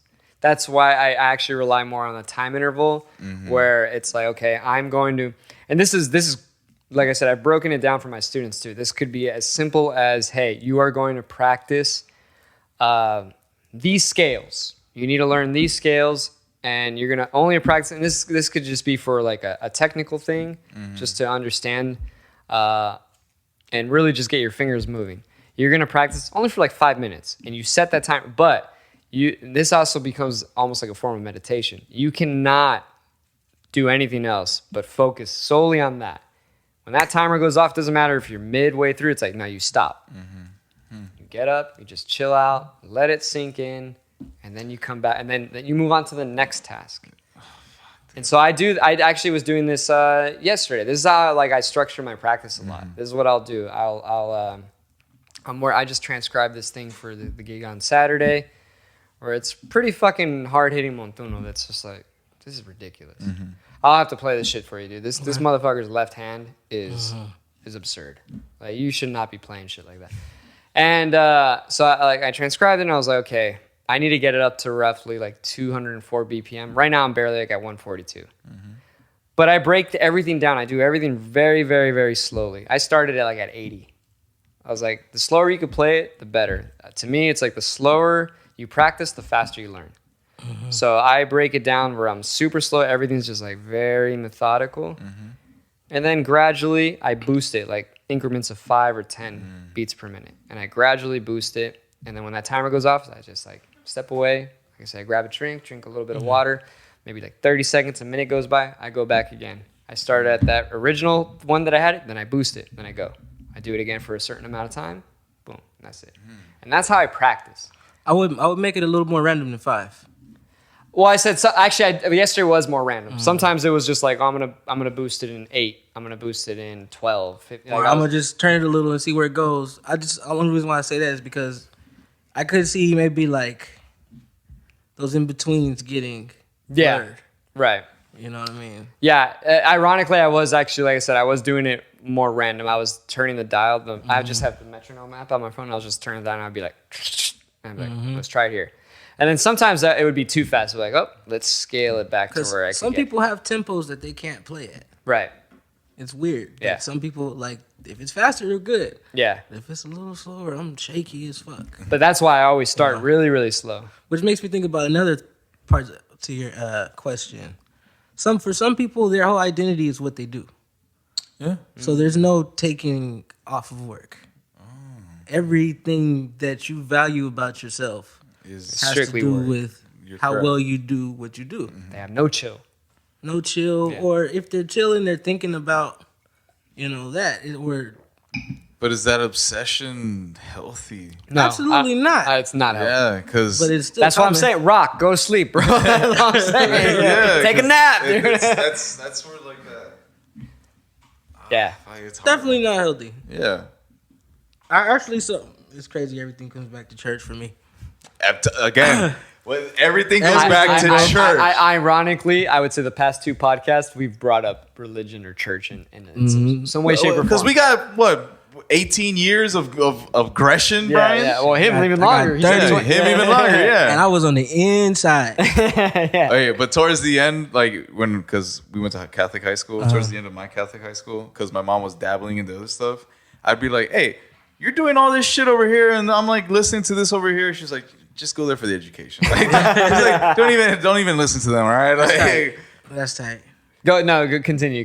You were talking. Just a lot of people in the church put everything into that basket too. Like, Right. say you're an elder which is kind of like a priest, or you're something. That's everything. You see have people on their Instagram. I'm elder this or pastor this, bishop so and so. There's a lot of those. Yeah. I'm just like, That's all you are. that's all you are. Wow. Yeah, you strip that, you're nothing. You gotta be a man or a woman after the end of the day. Like, Right. Yeah. That's but everyone's a man or a woman these days, Right, but dude. it's- It's just like you gotta have your identity. when I say that, I mean like if you have a family, yeah. you're either dad or mom in that family. Yeah. The kids You're not- don't look at you like fucking elder or Yeah. Pastor they don't give a Steve, yeah. shit. Yeah. They see, That's okay, true. that's what you like to do. But that's why part of people have said my whole life, oh, preachers' kids are the worst ones. It's like, well, maybe preachers are the worst parents. Yeah. Oh, yeah. That's a good point. It's a very good point because they're too busy tending to the flock. Everybody else. Yeah. Everybody else. Oh, they got it. They cool. Yeah. Oh yeah. Yeah. That's a good point. That's totally true. And meanwhile, I'm sitting here just trying to figure shit out. Oh, what does this do? Yeah. Wow. Yeah. It's a weird existence for sure. There were things I'm thankful for sure, like playing music. I used to get kicked off a lot when I was younger Why? because I sucked, and We all start somewhere. there were people who could do it better. Yeah. My dad plays bass. I have an uncle that plays guitar. He plays bass too. Mm-hmm. A couple of the ministers play. Right. So it was just like, you're not cutting it. Give me that. Right. But after that part was over, it was like I got to learn there. Yeah. It was like a free education. That Was sometimes painful. Yeah, that's why I always say like you get your ass kicked. Oh. Yeah, that's what I mean. Like, yeah. You can't grow up in church playing without getting your ass kicked. Yeah. Because you have to know every song that was written. Right. Ever. Or you're going to get shit talked to you. Like, yeah. It could be a hymn that you've never heard before. It's like, musicians, where y'all at? Right. Yo, I'm fucking 13. Give me a break. That's where those people that have perfect pitch, they're the cheaters. I don't envy them anymore though. I don't envy them either, actually. I used to. And well, let me hear why you don't, and let's see. Sounds like a pesky thing to live with. Okay, yeah, so pretty much, yes. Yeah, everything being, that's B flat. Yeah. That's this is a little flat. Right. Like I played with this guy one time, and he's an amazing keyboard player, organist, and he has perfect pitch. And I guess my bass was a little out of tune. Right. So he comes in and he starts playing, and he's just like tense. Mm-hmm. And he's looking at me, and he's like, "Oh, you're a little sharp." And my bad. Give it some time; it'll flatten. It was so little that I couldn't hear it. Right. And my pitch is decent. Yeah. I flattened it a little bit, and his shoulders just dropped. And I'm just like, I don't fucking want that. Is he a little autistic? Yeah, I would guess so. Probably, right? Yeah. I don't want to. I was gonna say certain types of people can do certain. I would things, say it's definitely like a savant kind of vibe. Yeah. I'm gonna send you some clips of him. He's crazy though. Yeah, he's ridiculous. One of my students actually, he's high functioning and he has perfect pitch. Mm-hmm. And I envy those fucks so much. I don't envy it, but it's cool because I'm teaching him how to read because he literally talk about high functioning autistic people. Stupid Dude. He doesn't know how to read. Mm-hmm. He could hear something and he's pretty good at like mimicking it. Obviously, if it's like really really hard, he's like he can like hear the notes, but he can't play it yet. He's like can't execute it. But he wanted to learn how to read. I was like, yeah, I'll teach you how to read, but let's also like focus on your gift because. He wants to learn how to read words. Yeah, no, he wants to learn how to read the music, like sheet music. And I was like, yeah, but we'll also like, because learning how to read it too will give you context and will give you understanding of chord names. If someone yells, a key and they're saying, hey, I want you to play this chord, he's gonna know how to play that chord. Because if he could hear the notes, that's fine. But if he has no name to it, they're like, hey, I want you to play like a B flat major 7, like sharp 11. He's gonna be like, what is that? So true. You know what I mean? That's true. But I feel like if he was in a situation where people knew and understood, like you could play to him. And I'm sure if you play anything, he can respond to it. He could respond to it, but he wanted to learn how to read, and I was like, yeah, that's cool though. That's fine. I'll show you. I'll show you, and like I said, I'll give you the context. I would try to pick his brain about just how he. I do kind of processes music. I do. I ask him like, hey, how are you? One, like, how do you hear this? Two, how does this sound to you? A lot of people, for example, with like major or minor chords, major, they say it sounds like happy. Minor, sad. Like, I ask them things like that. How does this sound? How does like a diminished sound to you? How does an augment, like, what are these like? And so I pick his brain on that. And like, usually we start every lesson with like almost like a hearing test. I'm like, hey, boo, and I'll play a chord. I'm like, name it. What is it? Or like, what do you hear? That shit is crazy. And he could like name it. And this is online. So it's not he's like in person. Shit. He could hear it through the freaking like iPhone speaker. And I'm like, damn, dude, that's fucking awesome, That's fucking weird. Cause I don't hear music that way. I hear it, but I hear it for the chord. I don't hear it for like every note that's going on. No, he hears every single note. If it's something out of the ordinary, I can hear that. But it's not like I'm hearing it in a clear way like that. It's more of like a big picture thing. Yeah, no, he'll literally be able to identify not only all the notes, but which notes like on the bottom, middle, top, everything. That's fucking ridiculous. I'm like, dude, you're crazy. That's what I'm saying, dope. Dude. It's that gift. Yeah. My friend's son was like that. He's on the spectrum too. Yeah. But high functioning, like super smart dude and perfect pitch. He was like 8 at the time. Yeah. And he would be like, hey man, what chord is this? That is a E flat minor 7 with a 6, or hey, what key are we playing in? They're backing up the preacher. What key are we in? Like from across the church while he's playing with his little game, E. That's A. Yeah. And he was learning how to play bass at the time. My Yeah. dad was actually teaching him. But this little dude had perfect pitch. Like, he'd always had it. I was like, Right. how are you hearing it? I just remember what the notes sound like. That's Damn. Dude, okay. that's the thing. They're able to like, as soon as you give the notes like the letter name, they're able to hear it all over the spectrum. But that's what I'm getting at, dude. There's like obviously another level of association there. Yeah, so like I got two nephews that are on the spectrum and they're high functioning, but with them it's cars. Dude, show them any car key, like cover the logo and everything, like Toyota, Ford, like dude, like it's Fucking wild. I'm telling you, dude. One time he got into my uncle's truck and backed it up, dude, and he's like this big, like Well, that's shit, Ricky man. Bobby kind of shit, dude. Like Actually, that reminded me of my little nephew. He's not on the spectrum or nothing like that, but he's obsessed with monster trucks and he knows all of them. Yeah. Any fucking iteration of any monster truck. Oh, that's such and such, and the driver is this. This dude just turned 5 last week. Yeah. oh my But- god, Dude, what the fuck, man? You better do this shit for a living. Yeah, and it's funny because I think they're actually. I would go so far to say almost majority of children are like that. But I knew what I wanted to do at that age. But we box them up, and then they end up forgetting that shit. Yep. I forgot, but I knew what I wanted to do. What did early. you want to? Fucking play bass. Okay. All right. So you already knew you wanted to play bass. What There's- did you want to be when a lot of kids always say like, well, I want to be a firefighter. You know what I mean? Like, what did you want to be? Or did you know? Or you have no idea? I want to be a stunt man. You wanted to be a stuntman. Yeah. I mean, I've went through different occupations. I Oh, wanted yeah, to play obviously. hockey at one point. Wow. Okay. Hockey's fun. No, like obviously, like my dad wanted me to play bass, but Yeah, his dad played bass. my dad plays bass. Tight. And he forced it on me too much. Like he bought me my Squire when I when I could hold it, like. And then he was just like, "All right, we're gonna play together." It's just like it was just too forced, Yeah, that happens. And it was to the point where like I remember being in like bass lessons, like like with some guy that my dad's paying for to sure. teach me, and me just looking at him like, I don't want to be here. I've had students Right. like Yeah. that. I've had a couple students like that. Yeah. I was just like, I don't really want to do this, but It's like, it I made would my try dad to make happy. it. I would still try to make it cool for them. Like, okay, let me find a song they like. Yeah. Okay, learn this. Yeah, I mean that's what ended up happening with me. But it just like I don't know. It's just like my dad was just like, I play bass, you play bass. Like I don't know. It's funny. My dad plays bass too, but he never.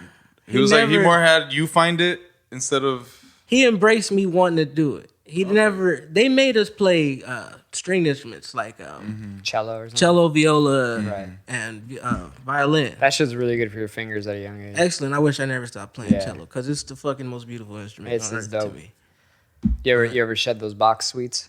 No, I was a kid when I stopped playing. I was like 11 or 12. You go back to it. Yeah, so It's always there. I never really shedded that, but the shit I was playing, we were cool. Like I was Yeah. decent, but that was the only thing they really made us do. They made us sing in the choir, but they never said like, you guys got to do something, but you guys can choose what you do. Right. And they wouldn't like put the pressure on to practice. I That's that's. important. no, yeah. I was gonna say that is pretty important. Like my dad, like when he noticed that I wasn't like a big fan of bass, he's like, all right, try the flute, try the sax. Like he would like, but He just wanted you to be a musician. he wanted I me to. understand the desire though, because I would want my kids to play something too, and I understand. I've seen musicians who have kids that try to play and they don't really pan out, and I've seen that disappointment too. And it's like I know you want your kids to be like you, but if they're not, just accept the other ways where they're like you. I think he's more salty that I picked up after my mom because my mom writes. So, Makes sense. Yeah. It makes sense. I don't think my mom really wanted us to be musicians like that. She wanted us to learn how to play She's like, I want you to be a doctor. or something like Right. that. I don't think she ever really saw music as a thing. And funny, all three of us ended up being musicians. That is rare. You know. I would say that's rare for all three. But with the environment we grew up in, Right. Because like besides the church stuff, my dad was doing studio engineering, Oh, okay. so we kind of had that environment to grow up in too. Seeing different rock bands, That's cool. being in on their sessions, and just So I've seen that do you process. do you pick his brain now, like when you're recording and stuff? absolutely, Right. absolutely. And it's funny because this is a lot of things I missed along the way. It's a whole different instrument to learn in a sense. Yeah. He's been teaching me how to mix. for the It's last few tough, months. and this room isn't conducive for mixing, but I do my best. I could treat it, but it's I mean, this is like my living room. It's not the worst room though. I've heard way worse. Oh, but yeah, but it's not the best room though. Yeah. Like if we're being completely honest. But yeah, I did, that was like my pandemic hobby. I was like, okay, let me learn how to like actually properly do this. Mm-hmm. I learned a lot, but you can spend your life learning. Literally. Did you pick something up during the pandy? That same thing, mixing music, DJing. Okay. I've been learning how to DJ. I took some lessons. Old DJ school, artistic. like vinyl shit. Like scratching or Nah, Okay, just mixing. Oh, okay. Just learning how to rock a party. Mm-hmm. Have shit transition. Because I feel like producers that come from What are you the using, like DJing Serato or what? Serato, yeah. Yeah. I got some Pioneer little deck or whatever. Oh yeah. But I feel like producers that come from a DJing background have a different way of hearing music. They definitely do. Like I heard somebody explain it like this. Like I think it was KRS-One. He was like, 3 people can walk into a room and see 3 different things. An electrician's gonna see the wires, where the boxes are, the circuits. He was like, a plumber's gonna see how the piping is set up. And I forget what the third person was, but it was like your awareness is built on like what you know. Yeah. Right. You know what I mean? So I'm like, okay, I want to kind of gather this awareness and bring it into what I already do. You know what I mean? Yeah. Yeah. Kind of like how Grandmaster Flash created the turntable. Like he was already like a tech nerd. Like he was breaking shit apart. Genius. He should be in fucking science books. Yeah. And then he was just like, what if I just put these 2 together and then sync them up? And it's just like, dude. That dude's a genius. But That's why he's a grandmaster, dude. Even the way you can't just get that title, you earn it. Because it's not just science, it's math. Him taking and saying, okay, 6 spins back equals a 4-bar loop. Yeah. Well, that's what the crayon's for. You know what I mean? Yeah. But you have to do the math to be able to. Yeah. You know what I mean? And I'm like, dude, this dude is a fucking genius and he needs his respect and his money because every DJing software is based off his shit. Right. Every single one.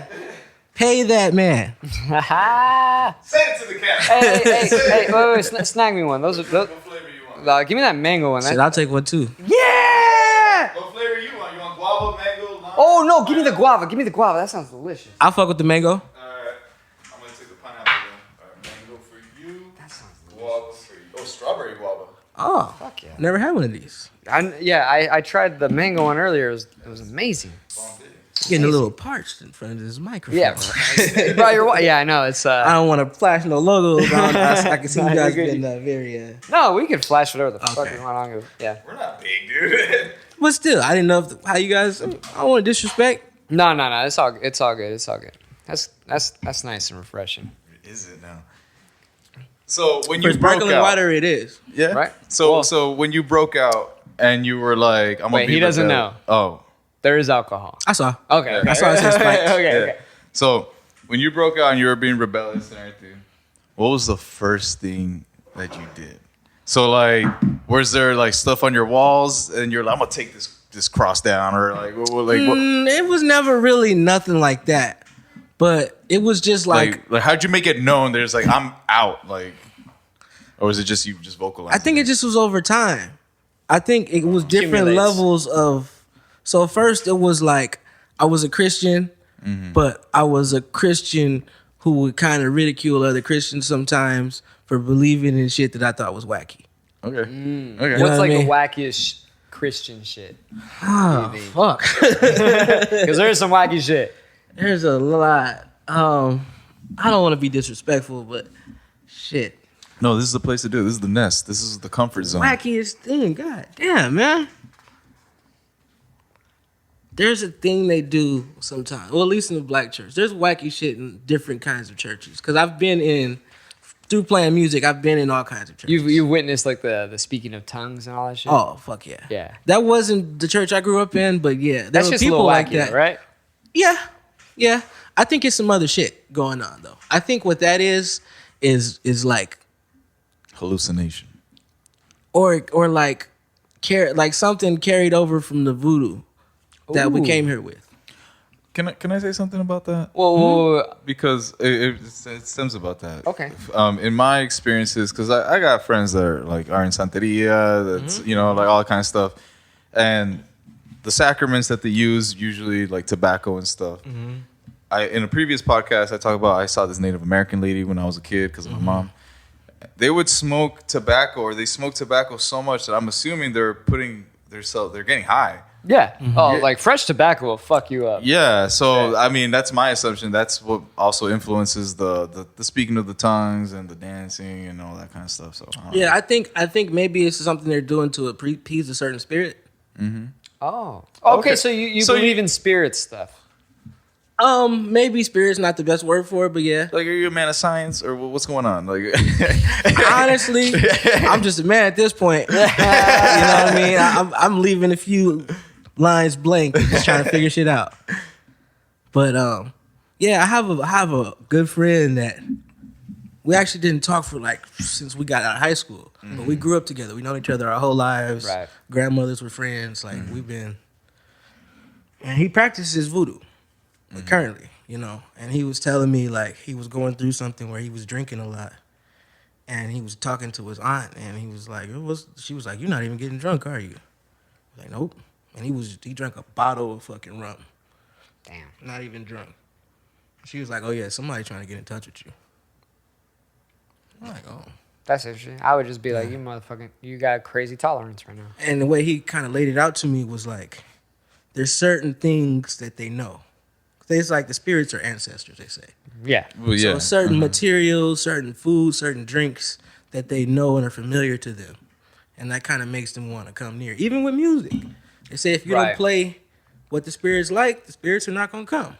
Yeah. Which is kind of what I grew up hearing in church. Without spirits, it's the Holy Spirit. If you don't play the right kind of music, the Holy Ghost is not going to come in here and do whatever he needs to do. Which is hey, this is oddly familiar. Right. You know? I mean, Dia de los Muertos, we have an altar with all their favorite things so they can come and enjoy. And I feel like there's a reason why Santeria, voodoo, and all these things are similar. I feel like our cultures were way closer than people would like to admit. Most indigenous cultures are extremely, if not the same. Not the fucking they all same. have their own like version of. But I mean, even familial, even where we may be like distant cousins type shit. Okay. You know what I mean? Yeah. Well, I think. Which to me explains the similarities. I think I kind of know where you're going. I've always, from my personal perspective of it, is that, first of all, like, we all sprang out of Africa. So I'm assuming is that, like, all those traditions eventually, like, broken telephone is just being told in one ear to another and just gets kind of bastardized throughout time. Yeah. I'm going to say something that's a little bit more controversial. Say it. I don't think we all came from Africa. We came from the stars. Well, maybe, but what I think I don't think there was like literally one place. I think like there's a lot of at one point the continents were all one thing. Right, but I think we are There's all that part. There is that part, and you could call it maybe that one place, like Africa if you want, Pangea. I kind of think that we're all like a huge fucking hybrid. And aliens. No. That I think, yes, the modern science says the out of Africa theory, but I think there was already people, or at least a species that can breed with us already in the Americas, already in the Caucasus. Yeah, but that's not what people want to hear, Brian. I'm just saying. That's why I'm saying. I could see that. I don't really know. Like, I don't know either. That's just literally what I did. I wasn't back there to know anyway, so yeah. I just think to say like one place is a little odd, just because if you take all the other primate species out there, if we are related to primates, they're not all out of Africa. What you got against the Africans, Brian? I got nothing against Africans. Well, you know what's funny? I get like super conspiracy theorists, and I've had this conversation with, because Omar and I nerd out about this all the time. I got into conspiracy theories because of those two. Yeah, and then Louis and I were talking. Are you mostly because I felt left out, because they would talk about shit and be like, man, I want to have fun with them. Right. What y'all talking about? Are you familiar with Graham Hancock's work? You know Graham Hancock? I've heard the name, but I'm not familiar with it. Lou's huge on him. Me and Omar are huge on him too, but Lou was vocal about it on his social media stuff. But Graham Hancock is a pseudo, that's what they label him, pseudoscientist that talks about humanity as a whole, as a species, being much, much older than what is widely accepted. Mm-hmm. And I kind of tend to lean towards that. I tend to hop on that ship and call it a belief, call it whatever. I just think that seems more plausible than anything else. He talks about the Americas already, like I said, already having its own set of people, and that they were once fairly well advanced to the point that maybe that is actually what the Atlantis theories are. That Atlantis was actually the Americas. You should check out this dude named Horace Butler. That sounds familiar. He wrote this book called When Rocks Cry Out, which is pretty much like the whole theory of the book is like a part of Egypt was in the Americas. I've heard that. I've heard that stuff. But what he's saying is actually predates Egypt. Yeah, but I mean, I'm just saying it's like along those same lines. Right. Crazy shit. Yeah. Yeah, for sure. It's just he's actually, and this is actually like scientifically true. There's been actually articles in legitimate like scientific websites and journals that have said a lot of the people from South America, especially like around Chile and even parts of into the Amazon, have a lot of ancestry that is Aboriginal and Polynesian, which is like that shouldn't even be there. There's no way your little boats made it all the way across. Yeah. You know what I mean? No, there is history of the Polynesians making it to Chile. Right, but that's like native history. It's not widely accepted in the scientific community is what I'm saying. Yeah. You're talking about like Rapa Nui and all that shit too, right? Yeah, that's what I'm saying.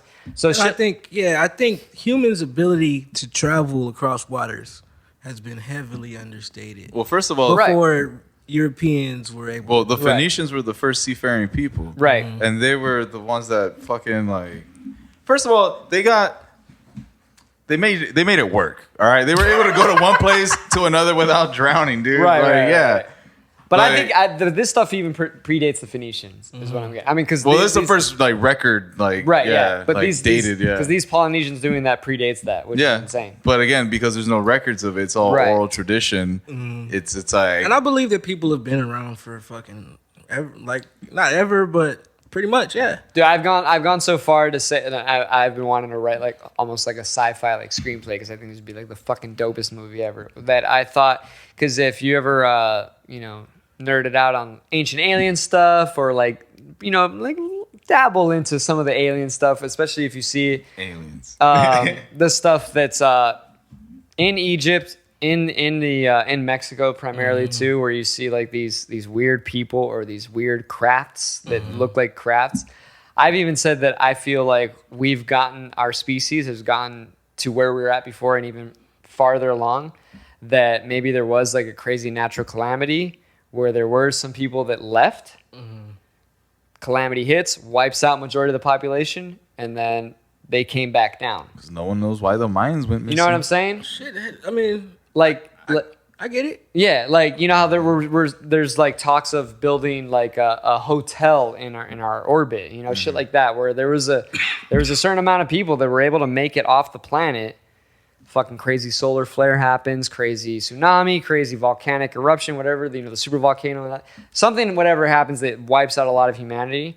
And we're like, all right, we're going to come back. Dust is settled. We're going to fucking like repopulate or do whatever.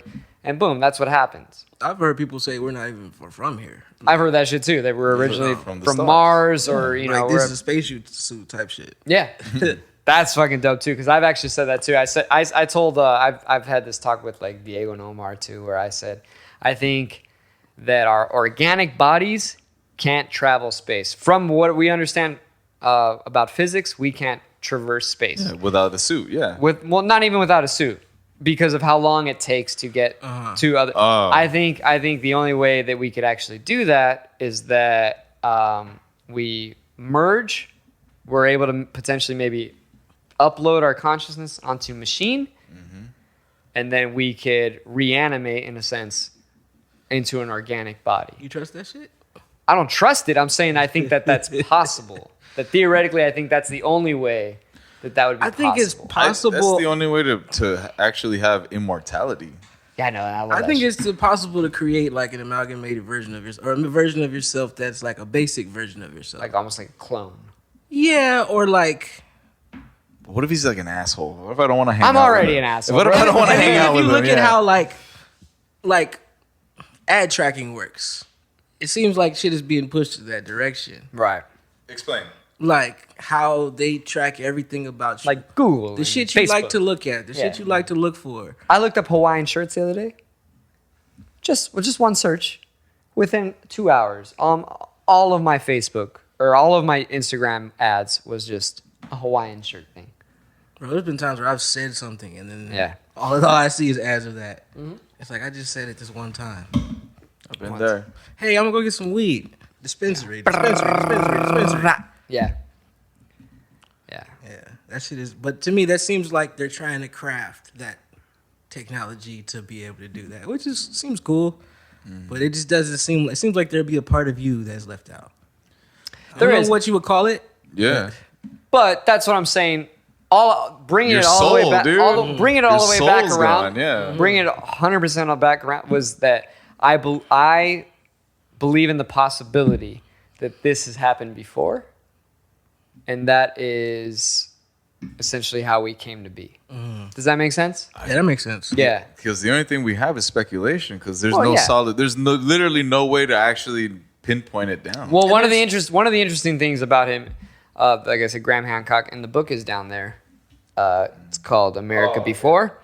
Was that he? There is, and it's actually local in San Diego. Human beings are supposedly only roughly around 13,000 years old on this side of the North American continent. Like we got here roughly 13,000 years ago. I believe that's bullshit. And actually, one of the arguments that he proposes in the book, and I remember reading this article before that book came out about 7 years ago, was that there was remains and what they had as mammoth bones that were essentially altered when they were constructing the 54 freeway down here that they discovered. And that's over here at the San Diego Natural History Museum. And so he talks about I heard about that being discovered because it's not too far from where I live. Yeah. And it was like 130,000 yeah, years? 100, I was going to say 125,000 years ago. And it's like, oh, well, that's a lot older than 13. You know what I mean? Yeah. And so he mentions that. He mentions Balboa Park. He mentions that shit in that book. And I was like, Oh shit. well, it sounds a little Well, interesting. Yeah. well. Yeah. Damn. Yeah, I literally think our species, or at least something like it, is a lot older. I than think we're people. barely putting the pieces together to where shit. We may not ever. I don't think we'll I ever, don't dude. think. I mean, Because think about it, like if we as a people do, we're not gonna see it. Oh yeah, of course not. Of course not. I Unless hope, we but we download ain't our gonna see brain that into shit. the cloud. That's what I'm going for, man. An Apple. Like, get your cloud better, you know? Dude. Yeah. But fuck, dude, like just think about it, dude. Like it's just your thoughts, your conscious, your memories, but no emotions, no. Yeah, I'm okay with that. And Like only the emotions that are known. Oh. You know what I mean? but Only the robots emotions that can't they can, feel emotions, Not yet. but they can express simulated emotion. Right. but they won't know what it is. And that's what I mean. Something who about cares? you is gonna be missing. They know he reacts to this like this. That's maybe like the soul. The algorithm. Steve, your you know? soul is an algorithm for a robot. No. I think the soul is the outlier that the robot doesn't have. I don't like it either way. So it's just personality. Yeah. So Yeah. we're just gonna have a Yeah. fucking It's like you. pure asshole version of me. Right, With yeah, no yeah, idea yeah, how to yeah. turn it off or when to turn it Yeah. off. The robot clone of me is just.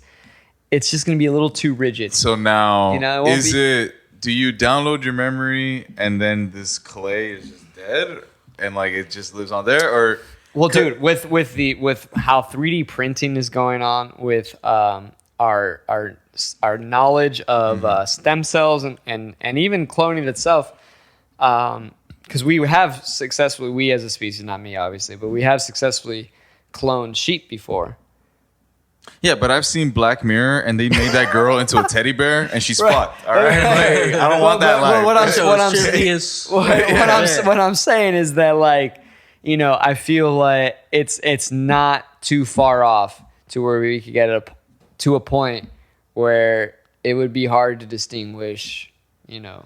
So is it a thing where we live our whole natural life and then Become artificial. upload to the cloud, Or I think that do we just sign up and then life's over? Yeah. Until 2,000 years later when we come back. That's what I'm saying. that would be a nice choice. To a time that we have. That's what I'm saying. Like, no way to fit it. But right, we wouldn't have. But maybe let's say, much like the internet is, because the internet is almost like a conscious entity in and of itself, right?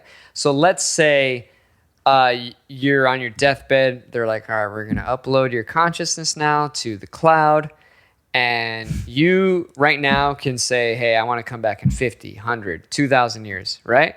Let's say, Fuck that. wait. I feel bad for the motherfucker that's senile at his deathbed. Like, he's like, we're going to upload your consciousness. There's ways around that. You let a family member. Hey, y'all couldn't make me young again? Seriously. But wait, no. That's what this is like. Hey, like, you're approaching 50. You want to upload now? Right. Or do That's you what want to I'm wait and risk it until you're senile? Yeah, but somebody has to be the one to take that risk first. That's what I'm saying. Somebody sign me up. Yeah, you know Elon Musk is gonna do that kind of Fuck shit. it, yeah. But what I'm saying is like, check this out. Now, what if that consciousness in the cloud? Let's say you said, all right, 2,000 years from now, I want to reanimate. You're gonna put me in a new body, new whatever the fuck, right? Mm-hmm. But throughout those 2,000 years, much like the internet, they're updating you with everything. So when you come back, when you reanimate, it's not like it's from 2,000 years prior where you're like, what is happening? But that's not my thoughts. That's like, it's like doesn't matter. It's like watching a dubbed movie. It's But like you have no nostalgia with any of that. It doesn't matter, but yes and no. Because it's like yes and no, because it's just knowledge that's already bestowed upon you. It's no different than like right now. Listen, let's say you ask me a question I don't know about or whatever. I can Google it and I know within a few seconds or a few minutes. It's no different. It's just constantly updated. So when you, like I said, when you reanimate, it's not like you have these questions of what's going on. These aren't my thoughts. You are. This is. If that's this the future, is the Alpha and the Omega. You are the God. Christian shit. I saw that shit. If that's the future, I don't want it. All right, I'm ending it now. I want it. I'm uploading now. I want to see what we're like in 2000. Because I feel like even if we have that information of whatever happens, we're not going to be connected to it. Like, we all grew up watching Jim Carrey, I could assume, right? Absolutely. So we have experienced the cultural fucking phenomenon that dude was and is. Jim's Carrey. No. Right. Jim's Carrey. Wait. Check this out. I'm glad you said that. Because if you understand this quote in my bio, you know Jim Carrey.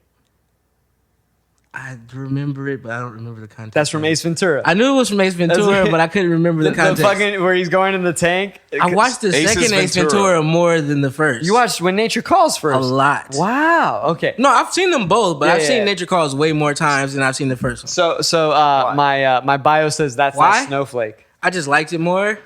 I was a kid. I didn't really have that much choice.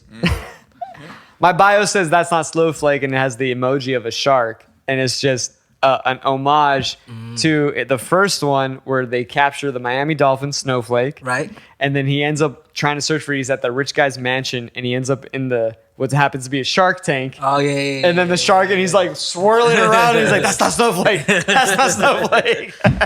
But like somebody who didn't see that and was just told about it would just be like, okay, whatever. Yeah. But if you experienced it, you have a certain understanding of it. I guess what I'm getting at is that the uploading of the information will be indistinguishable. So it'll be as if you were living this whole time. It'll feel like as if you've lived it.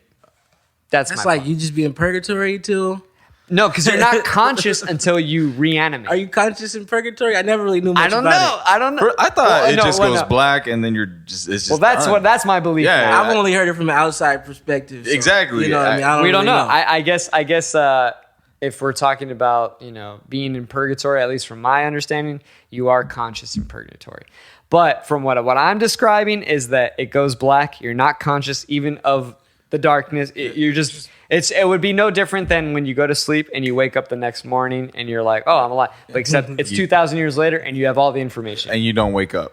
No, in this case you do, motherfucker. In this case you do. It's like, I know I'm going to hell. Let me just do this. Yeah. Fuck hell. You ain't dead when you go to sleep. You can't wake up dead. Man, woke up dead is something I've heard so many times. That motherfucker woke up dead. But that's my weird sci-fi kind of thing about it. I don't know. I get it. I wouldn't be the one to sign up for it. See, I'm weird, and I'm like, sign me up. That sounds dope. Yeah, there's certain shit I'm just not interested. Like, So when you die, you're like, that's it. I just want to be dead. Like, leave me alone. yep. If you can find some way to bury me, to like plant a tree over me, plant some weed by That's me cool or something too. like You that. can plant my organic body. I'm down with that. I'd have that. This- Plant some mushrooms on my grave and get tripped the fuck out. Yeah. Bro, That's what I want my people. Well, have you heard about the mushrooms in Japan? Remember that? No. the mushrooms in Japan. How they navigated their subway system? Oh yes. Heard about that? What? Yes. So This is dope. So check this out. So they grabbed like a little petri dish and they put down like oats as like a nutrient point, and they spaced them out to where the major cities in Japan are, and they dropped mycelium on each oat, and over time it created a network that connected each that was more efficient than the Japanese already subway system. So they remade it to match that because it is the most efficient way to go to point A That's to point B. fucking dope, right? Mushrooms are fucking genius. Dude, I've been They are absolutely. I've been going deep on I like love mushroom mushrooms, research and dude. like the I thought you meant you've been going deep, like on mushrooms. I got a cap right here, just one. I don't go deep, but I've had a couple experiences. Have you smoked DMT yet? Nah, I don't know if I'll do that.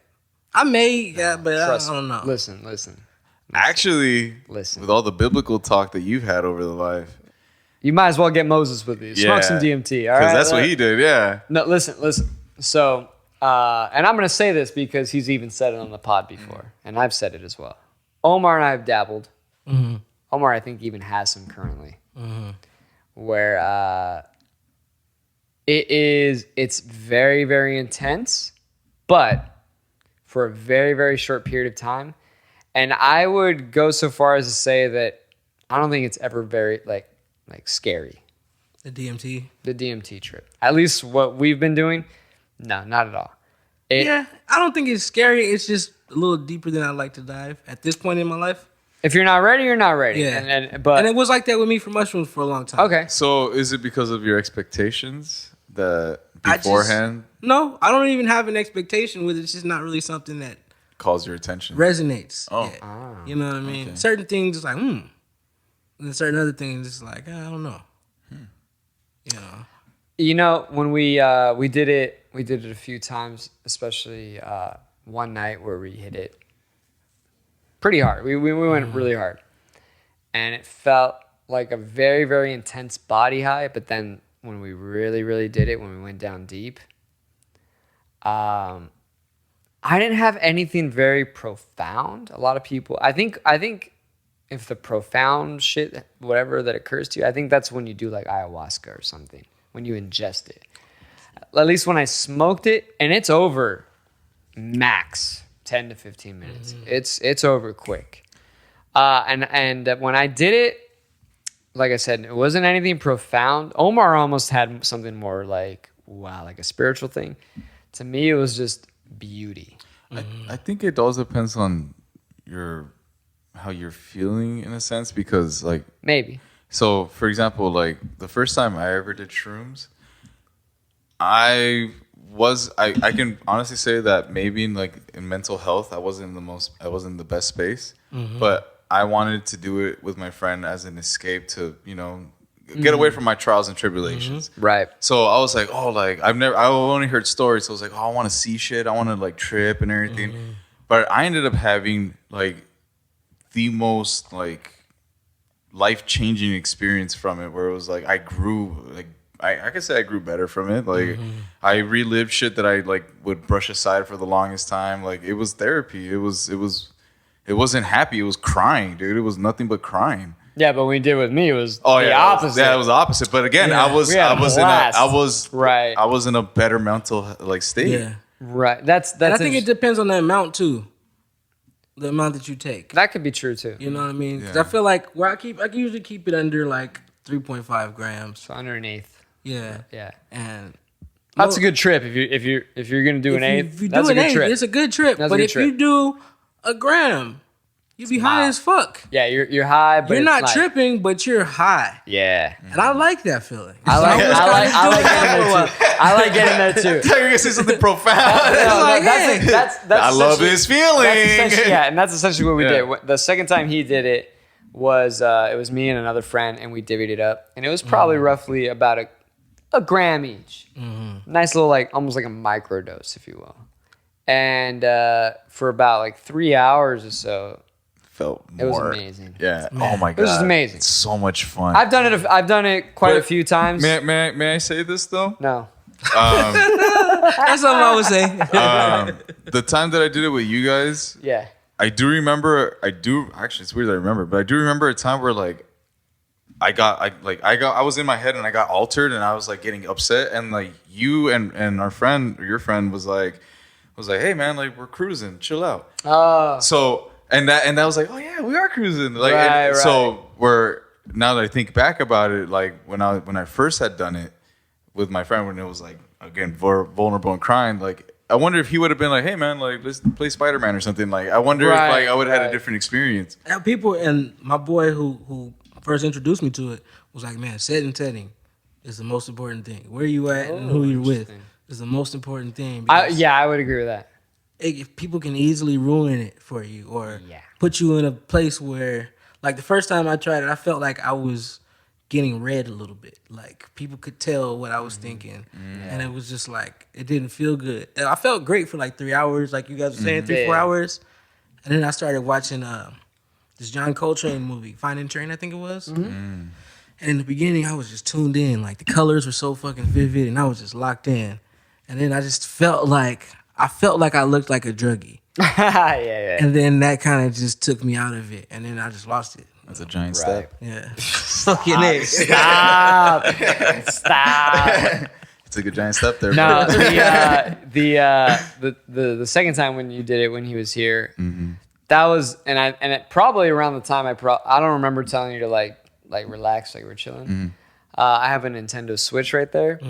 We ended up playing like old school Super Mario. Dude, like, I love that Switch. you know what I mean? And so like it was me and my friend, right? And it was Oliver. And apparently I didn't sit down the whole time. Yeah. And now that looking back, I was like, I was just like busy cooking. I was just cooking shit, like little snacks. See, I thought you were pacing. No. Because to me, you were going from there to there, from there to there. Because I was just going to the fridge and back, like, what else can I make? This is where thoughts overlap.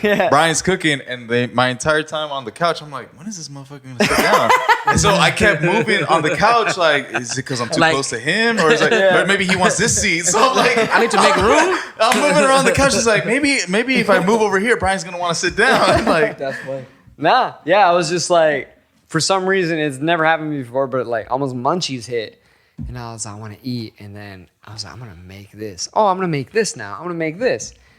I'm going to make everything. So I made everything. And these dudes are playing Mario. Yeah, you ate everything. I ate everything. I shared a little bit, but I did eat majority. But I was like, I mean, look at this fucking massive screen. So I was just like, playing Mario. Yeah. I still think you should go bigger. Shrooms. I wish I had something like that in my studio. I'm not going bigger, bro. You're tripping. This is big enough. Omar in his home studio, he has a bigger one. No, he doesn't. No? It just seems like because his room is smaller. Maybe, yeah. Yeah, it takes up that space. Yeah. It's big, though. It's yeah, it is big. It's a good, solid size. Yeah. Big up, Omar. That's one of the fucking coolest dudes. I know. You know, it's funny. I told him that you were going to come on. I told Louis, actually, a couple days ago that you were going to come on. And he was like, dude, I just want to sit in the corner. And Louis has his own podcast. I don't know what it's called. It may just be Electric Louis Land. But I told him that you're going to be on there. And like I said, he was like, you're going to have him on? Almost like to the point where like it was like very hard to get you on. And that's why I asked you. I was like, is anybody out? And you're like, no. And I was like, dude. Louis my guy, though. Yeah. If it's for somebody I don't really rock with like that, maybe. But you know what? Here's the thing. Louis always in his own little world. That he probably just didn't even think about it. And then when I said that you were going to be on, that's probably when he was like, that would be the perfect guest. And I was like, yeah. Yeah, exactly. That's why I fucking asked him on, you know? Yeah. Shit, I'll come through, Louis, reach out. Yeah. I'll hit him up. I'll tell him. I'll be like, hey, bitch, get him on. I don't be calling him no bitch, I'll call him a bitch. I call everybody. Like, it was fighting words with certain people. with certain people. But sometimes especially with Diego. When Diego calls Even me, playing like, hey, but I don't play like that, man. Don't call me no bitch. I'll Hey, if usually though, if people don't like it, they'll vocalize it. Yeah, they'll right? vocalize True, it. Yeah, yeah. true. But I'm you- just not used to it because I'm Yeah. kind of been around people who don't really. right. Maybe my brothers, maybe you little bitch, shut up. But I say it in a different way. I say so me and my cousins growing up, especially my cousin Mike. Shout out to Mike. He's like my older brother. Even to this day, if I call him, he would just answer the phone. What's up, bitch?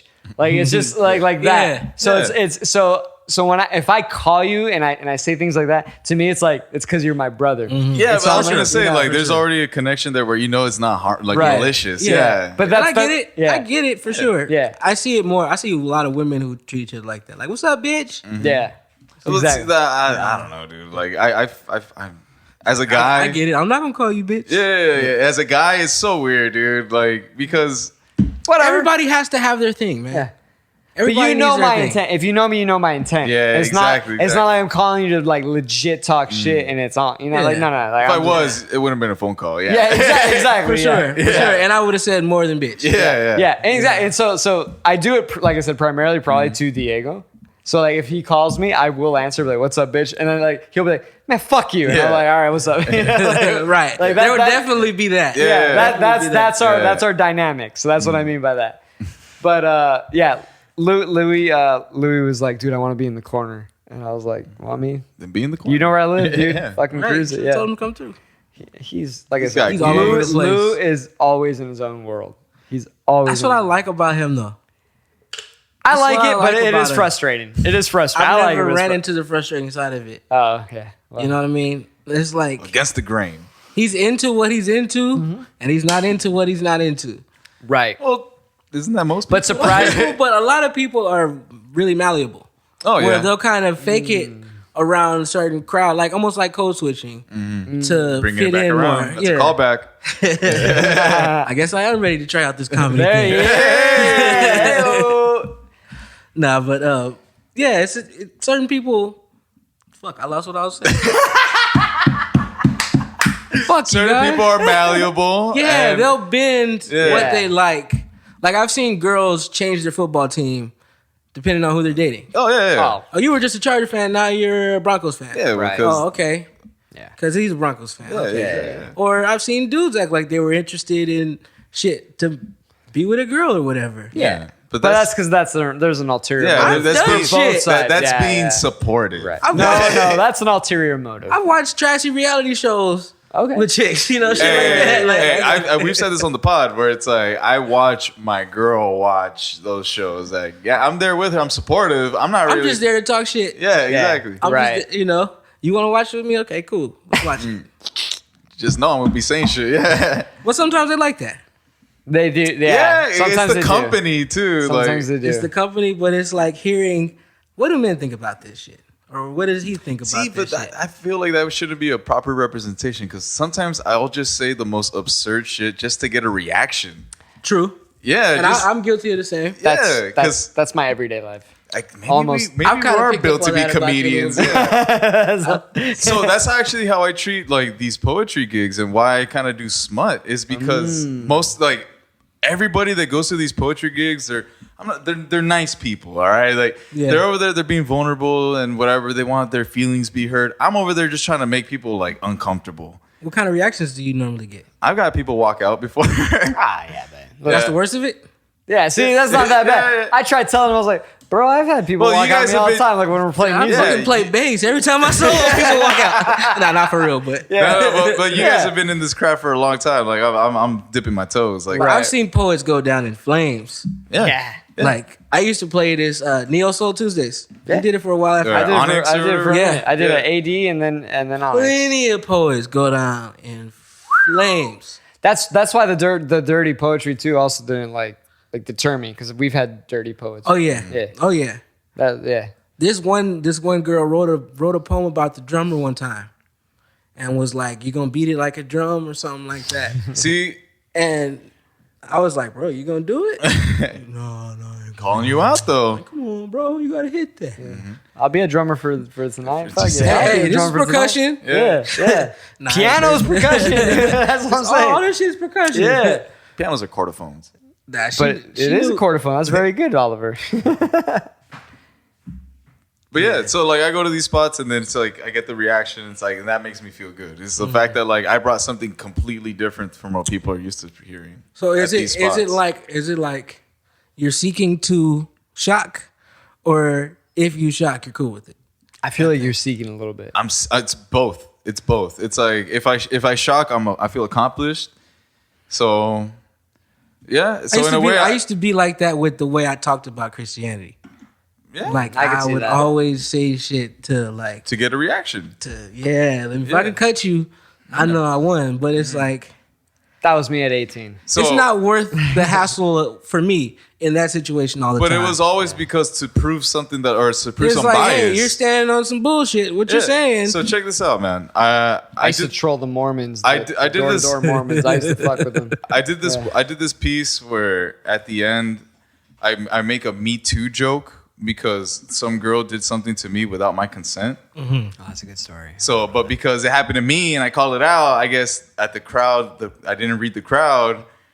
That's when people got up and left. They're like, I can see that not going over well. Yeah, because in this day and age, a male saying he got exactly. Me too, you know what I mean? Yeah. Yeah. So and it's like, oh, you're hijacking your movement. Exactly. Yeah.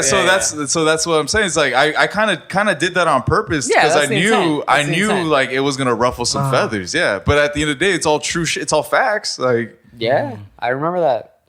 Yeah, I feel like there's comics like that too. I tend to I feel like there's a sweet spot between seeking the shock and actually being shocking. Mm-hmm. You know, if you're shocking to make a point, that's one thing. Or if you're shocking to say something, but that's like you mentioned Eminem earlier. Mm-hmm. I've never been that big of an Eminem fan. Me either. Actually, after I was maybe 14, 15, I stopped being an Eminem fan so much because it was like the shock and awe wore off. Yeah.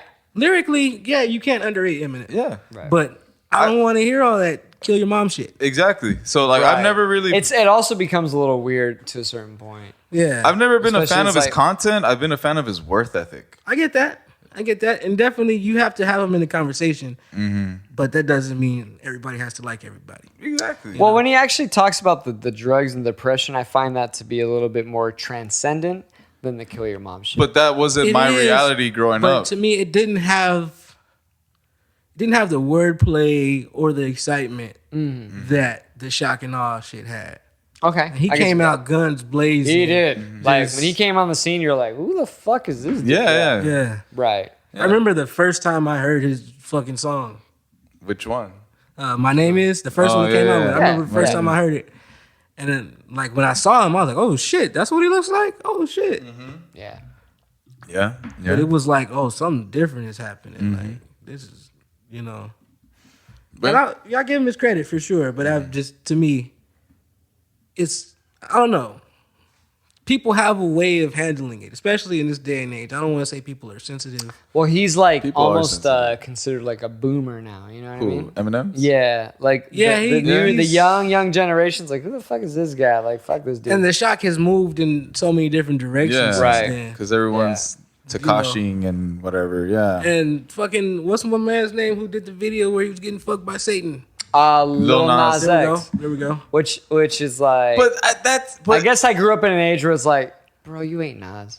Like, you know, like, I don't know. Yeah. I don't think he's trying to be Nas. It's not, but the fact that it's the same name, I guess. And when I saw the name, I was like, who is this? I was thinking, okay, he better be spitting. Yeah. But it was his own thing. Hey, more power to the young brother. No, he's doing his own thing. As I guess my basic ass is like, choose a different name. Because it's been done before. Well, no, because Nas is just like he's a Illmatic, fucking dude. legend to the point where it's like. But that's just, we're old fucks. Yeah, but we're not. We're really not. In the grand scheme, we ain't that old. In comparison to these motherfuckers, like Nas, that was years ago. Like, it's like that was. I guess I know. But to me, Nas, it's like I know the time and place when I first heard it. Yeah. See, here's the thing. Here's the interesting part. What is his actual name? Lil Nas X. What's his real name? Because Nas is Nasir. It's like Montero something. Yeah. So that's my point. It's like Nas is just like a short, like he shortened his name. Nasir. Yeah. So this guy, I'm just like, well, what's your real name? I don't, because I really don't know his name. I don't know. We can look it up. I don't. It was Really Montero something. I forget. What So last I mean, name do was. you? I don't know. Like I don't know about you musicians and stuff. Like having, like for example, like art, like writers, we have pen names. Like That's kind of how I'm using Weeber.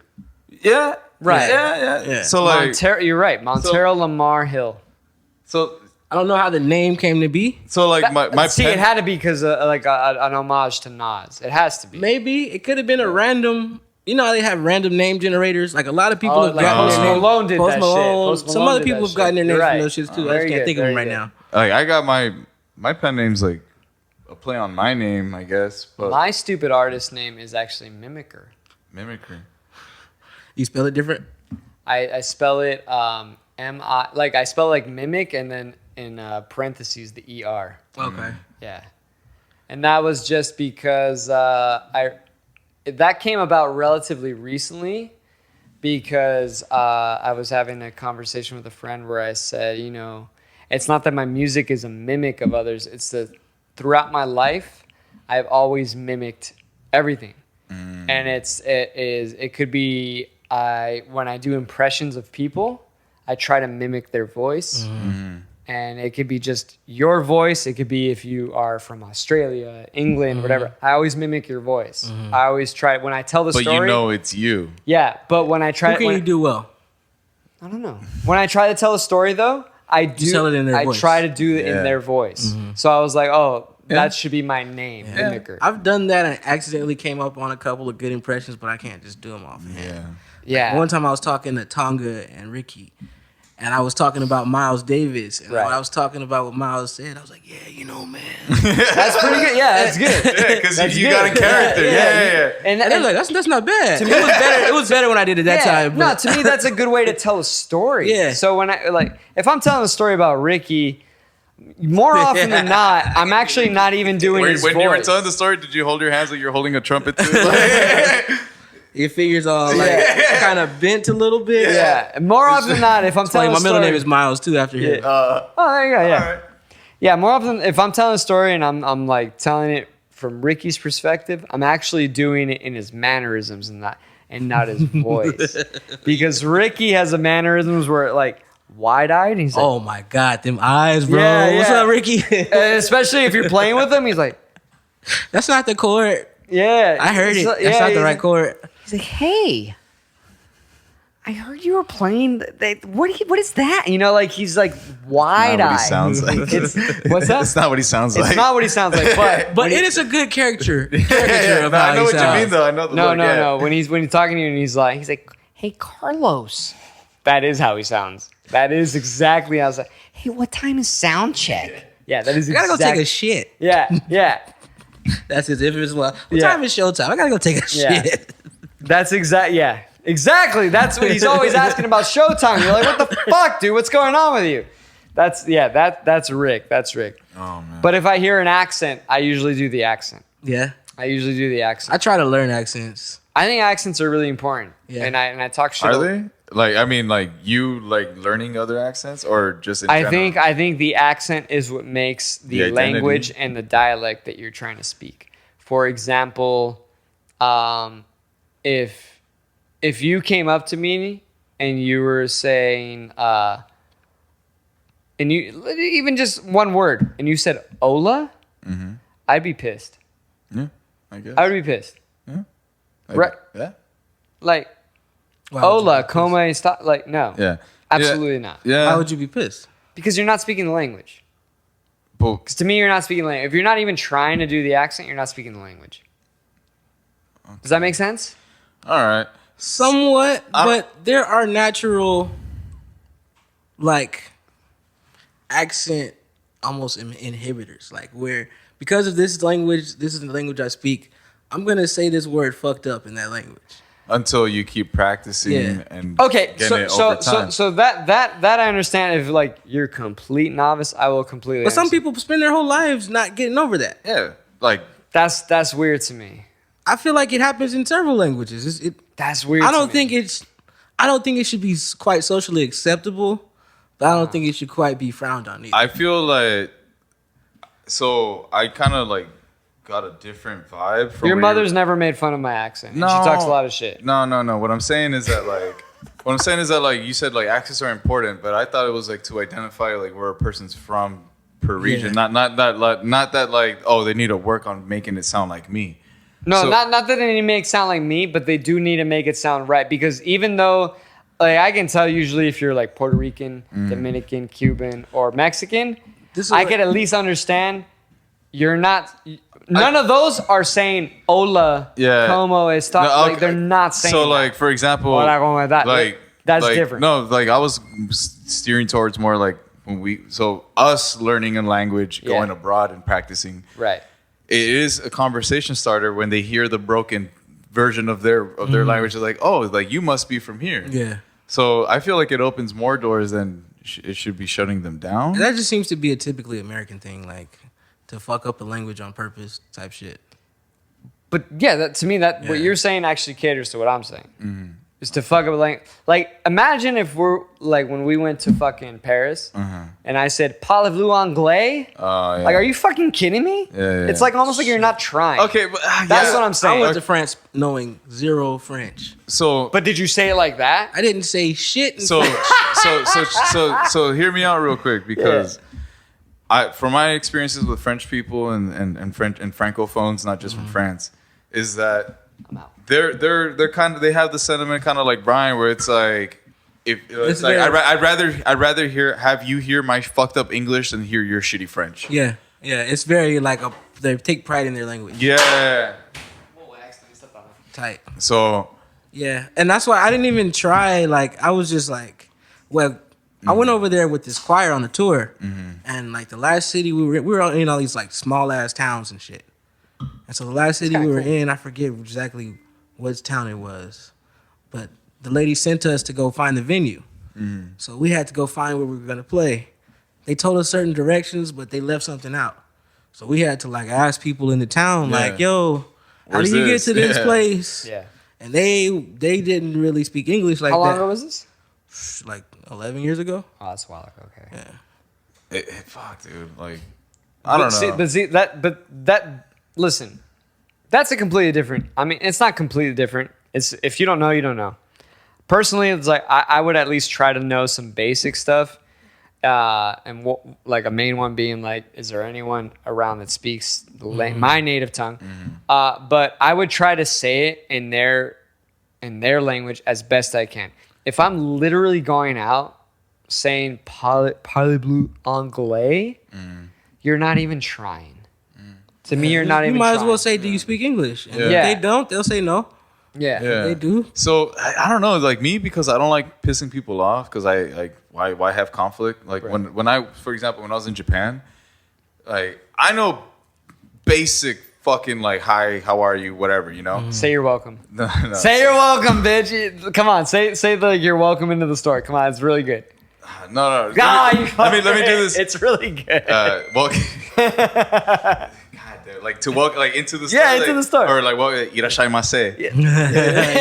So My little brother speaks Japanese too, so I used to hear that shit. So what I don't know it though. what I'm saying is, like, when I was in Japan, because I know I'm gonna say it fucked up, I don't want to like mistranslate and say something like heinous. Right. So I just like had my phone on Google Translate, and I would just type it in and be like, does Right. that make sense? But Well, then that's why- again, when you do say it right, they do feel like, oh, you gave it a shot. I Not appreciate really. that. It's a mixed bag.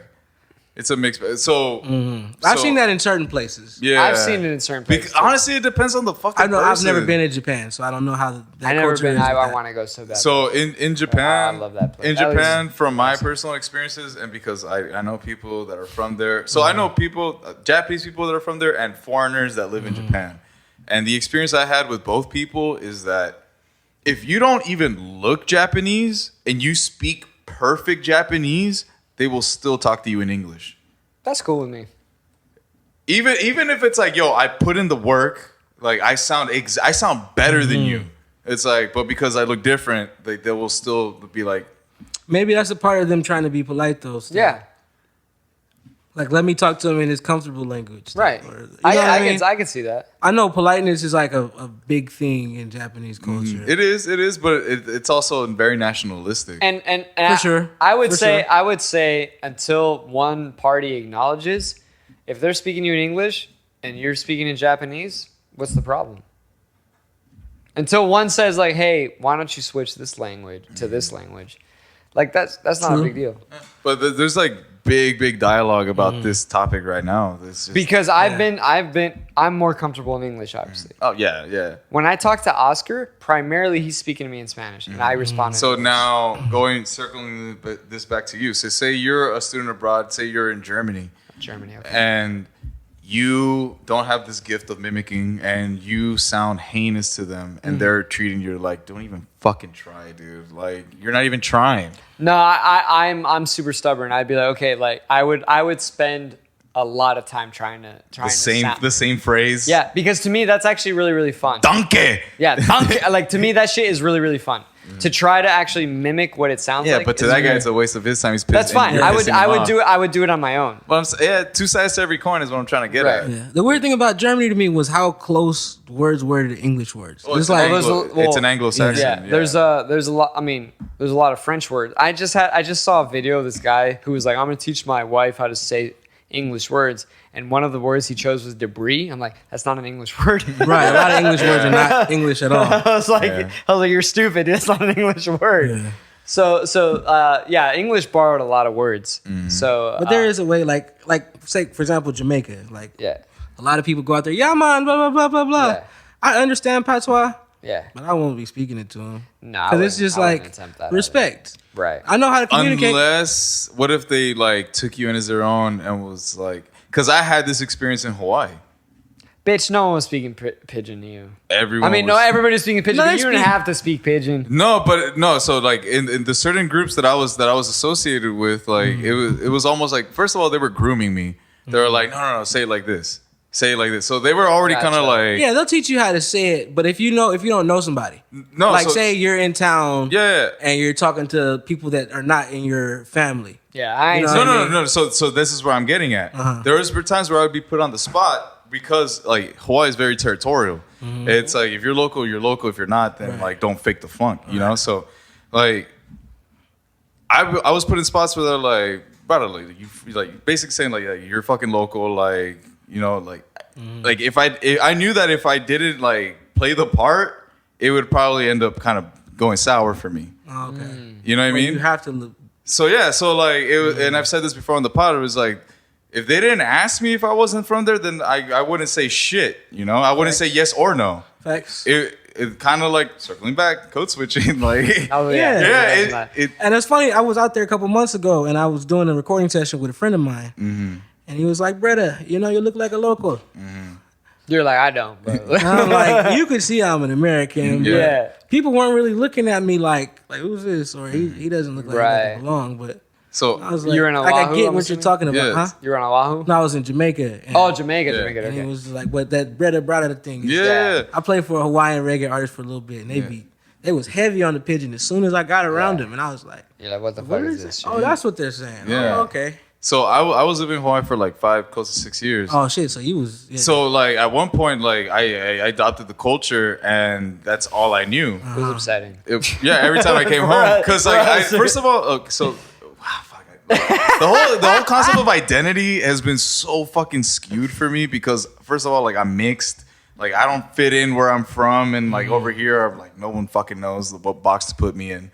So like, you know, then like going to a place where they see you as their own and they want you and they're molding you to be like them because they like you so much. Yeah, like, you could pass if you said you're from Hawaii, I would believe that more than you were from Mexico. Exactly. Like, yeah, exactly. I would believe either one, but you kind of look like you could like what is he? Like, you know. Right. Yeah, the ambiguity is there. But yeah, so what I'm saying is that like ended up being not necessarily better off for me, but like I was getting more opportunities from like assimilating, from adapting.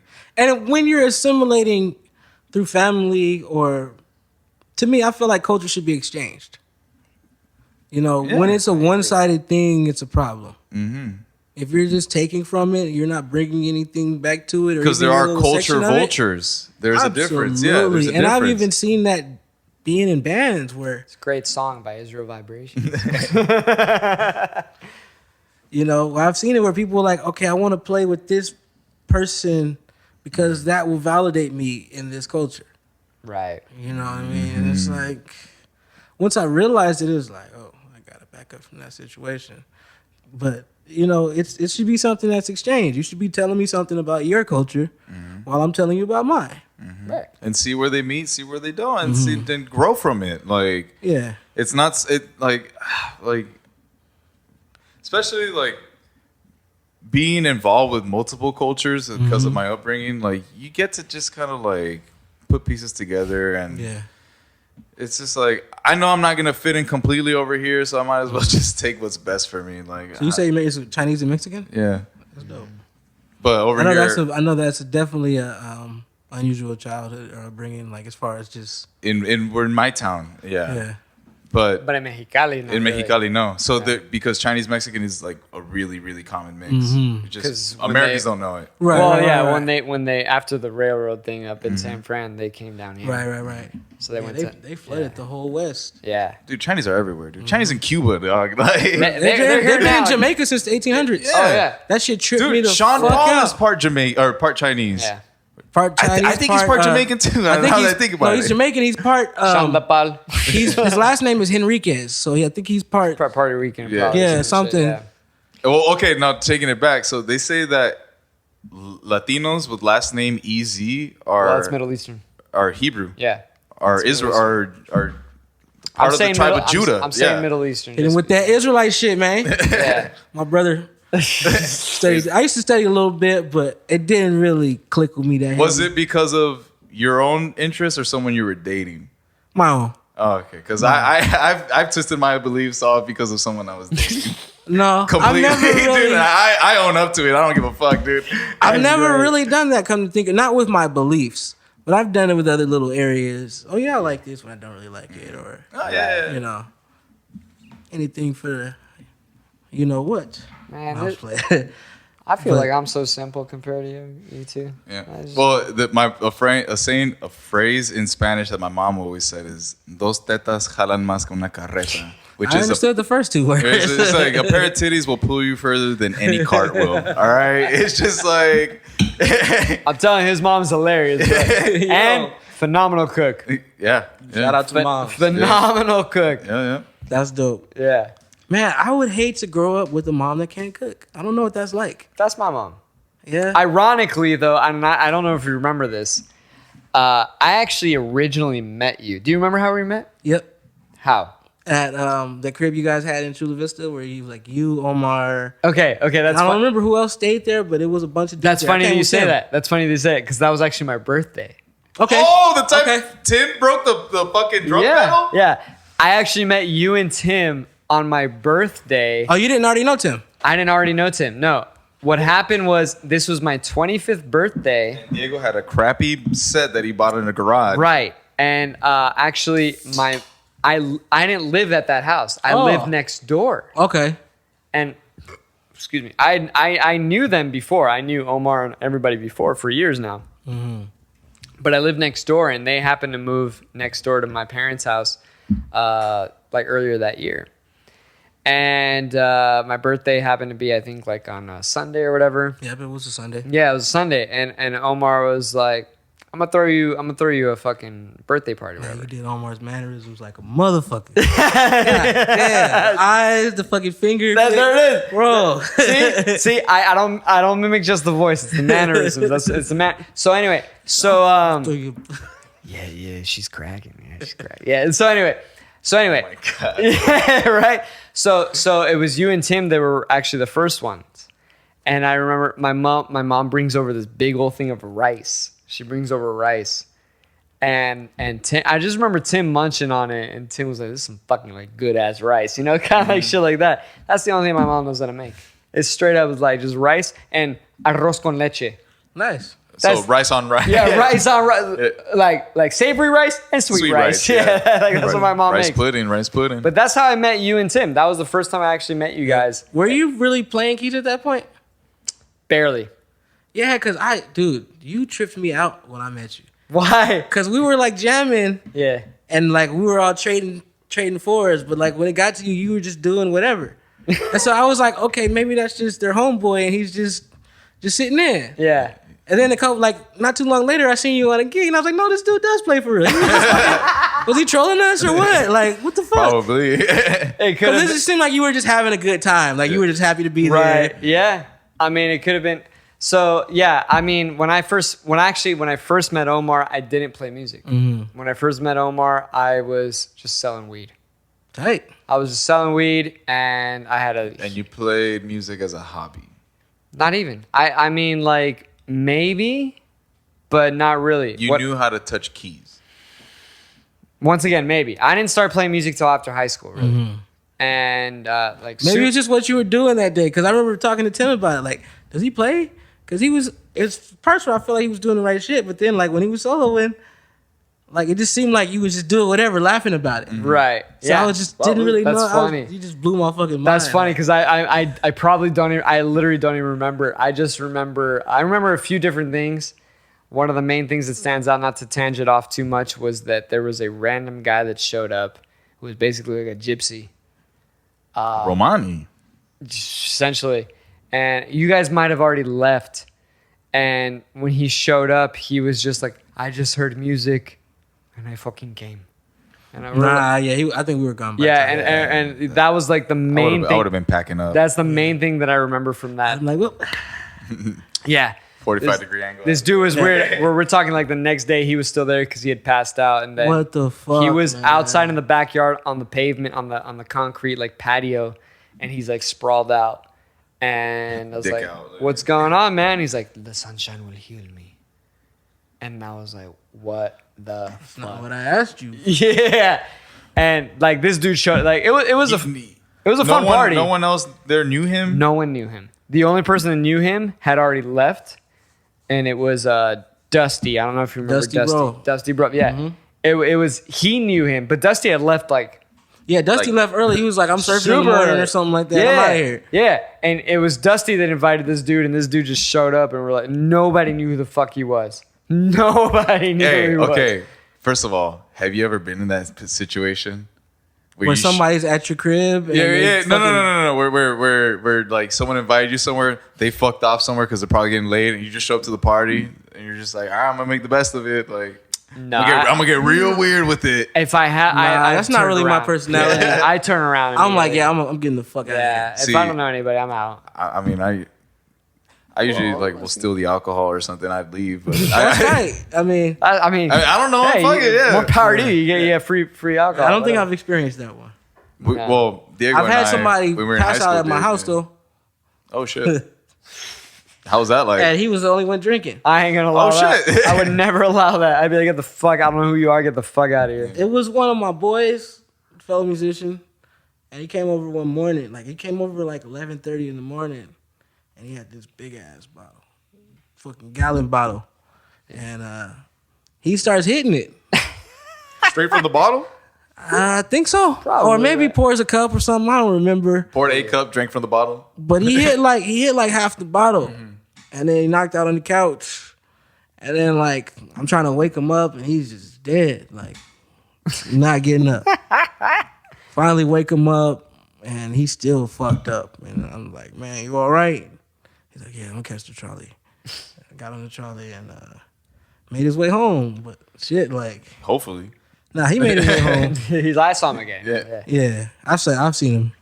Wow. But that shit was wild because it was just like we didn't really hang out like that. How long ago was this? Oh, this was a long time. I was like maybe 19, 20. I'm Okay, because 33 I was gonna now. say that's probably the age. when Yeah. that He kind was of older. shit- Would experience it would be that. Yeah, Yeah. yeah. That, Yeah. that And I never really partied like that. Like, I guess because of the church shit. Like, I just was always a weed smoker. And even back then, I used to When hide did that. you start smoking? Actually, that's a good question. I started smoking first when I was like maybe 14. Oh, And then pretty stopped young. maybe like 16, 17, 16. Picked it up again around 20. Wow. And been smoking since then. Oh wow. Okay. Been smoking heavy since then. Oh. Hell yeah. Now, what's your routine like? Because like Are you wake and bake? Most of Or the you time. wouldn't even call it wake and bake. You're just like this is routine, yeah. Most of the time. I heard a quote breakfast. from Snoop where he was like, man, I need to smoke to wake up. So like, for example, like I got cousins that are veterans. I'm gonna come back to Snoop in a second. I got cousins that are veterans, and for example, she says that she wakes up with the sativa to wake her up, in the afternoon she has like her hybrid, and at night she has her indica. Like it's like Well structured. it's like it's medication. It's not that calculated to me. I think maybe the military is still in her mind. And I that don't could know. be, Yeah. it could be, some Whatever people works are for more her. orderly, like that's how they get down, you know, or more disciplined. I smoke a lot. So I just kind of go with the flow. If I have time, I'm smoking. If I don't, I'm gonna quote Joey Diaz on this. Now. Do you smoke to see the devil, or do you smoke to just want to fucking see the devil. Stars of death. I don't give a fuck about the names. the stars of death, cocksucker. Yeah. Yeah. That's what he says. He was like, I going don't want to smoke. deep. Yeah, I don't want to smoke to get high and Yeah. like these Hollywood motherfuckers. Right. I want to see the devil. Fucking Uncle Coco, man. Joey Coco, that's funny, man. Shout out to Joey. Yeah. So you started smoking at 14, and then what was like 14 until, and then you stopped. Like maybe 15, 16. Okay, so about a I got year in and a half, trouble too. for that shit. Man, And ask then if you like, got scared you enough, and you're like, I'm out. Yeah, my dad was like, if I catch you again, I'm gonna kick you out, type shit. Okay. Did you get withdrawals? No, because I wasn't smoking every day. I didn't have money like that. Right. So now, if you were to take a week off, You get a little cranky, I'm sure. That'd probably be the worst of it. Yeah. Not physical withdrawals. No, you don't get physical I'll just withdrawals. want to smoke. Yeah. me personally, I lose my appetite. That's common. That's common. I lose my I appetite. actually that happens. I Yeah. lose my appetite. That happened with me. Cranky, not so much. I got Or cranky. even I go to my mom's to eat, or when she lived here, I would go and but I need to go get my appetite right. All right. She hates smoke, so Yeah. I would gotta get- go right. There's a new 7-Eleven right over here that It's actually pretty nice. I heard. It's- I Omar- stopped by there on the way here. Did you? Yeah. Did you get something? I just got some water and Oh, okay. some coconut water. Yeah, the other on Saturday, Omar and I did a gig, and the food at the gig was that we did a wedding, and on the way back down, it was up in Temecula. I told him, I was like, dude, my stomach feels weird.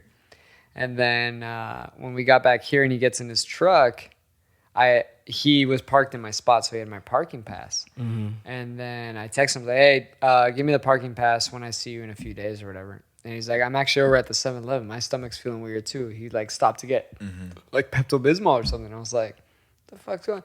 But yeah, same thing. He was just like, dude, this 7-Eleven's fucking fancy. Yeah, dude. Yeah, it's it was bougie, confusing dude. when I Yeah. walked in. I was like, what the fuck? Yeah. It looks like a Target almost. Yeah, it's fancy like- ass 7-Eleven.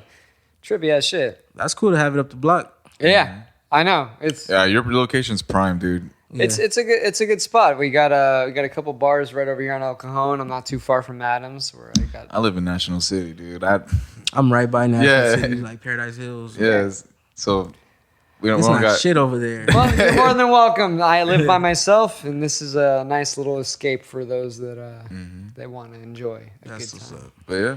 But I feel like on that note, we should probably wrap it up. I was anyway. about to do the final cheers. Actually. Yeah, let's fucking cheers it out. Ain't nothing to cheer, Any but- final just- any final thoughts? Anything Anything you to want to plug? get out? Not at this point. Weeber cool. Weeber Makeni, Makeni. That's That's right. Weeber, Weeber. McKinney. Yeah, his last name's McKinney. I've only known one other McKinney, and he was white. Oh So- yeah. It's a pretty white name. The name kind of came from white. Yeah, Yeah, I mean, yeah, we don't And need to get into that. they had a habit of Yeah. treating people like property Right, and right. assigning their last names like you would a dog. Yeah. So Exactly. that's how we got a lot of our last names. Yeah. I mean, I was about to say, like, my dad showed me a family crest one day. I was like, that's not ours. Like, Facts. yeah. Like, My dad's side of the family came over in the 20s, so oh. or like 1918. So I was like, dude, I almost so wanted to tell I'm my good, right? I almost wanted to tell my dad, like, It depends what they do when they got here. yeah, but I was, they were Polish. They're like the Mexicans of Europe, bro. Yeah. They got shitted on. I'll tell you that right now. dude, yeah, like the Poles, the Irish. Yeah, dude, they got yeah. shitted on hard. Fuck. Actually, the Irish and the blacks have an upbringing together in this country. I don't know if you guys are familiar with that. That's what they say. That's what they but say. I have an Irish last name. That is true too. That's I. I said I. didn't happen.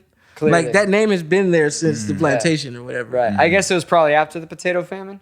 I don't know. I don't know. Dude. Yeah. Probably. I don't know. Yeah. I don't know. But I used to embrace that shit. But it makes me feel weird now. Just, I mean, it is what it is. But just the means by which it happened is like, This is probably some kind of. That's what I was trying to tell my dad. I was like, go to Spain with your face and show that crest and see what Right, happens. yeah. Yeah, like. I've been trying to tell people, I was like, dude, the Spanish are still fucking racist. They hate every other Latin American country. They're definitely like the most supreme. Yeah. Don't even get me started on the Chinese, dude. Because like, first of all, like me, like I've contacted like family in China. They're like, you're not Chinese. Well, check this out. It's don't, like, yeah. don't worry about it. 'Cause Because my blood's tainted. you know why? Because the Chinese are still second to them over there, the Japanese.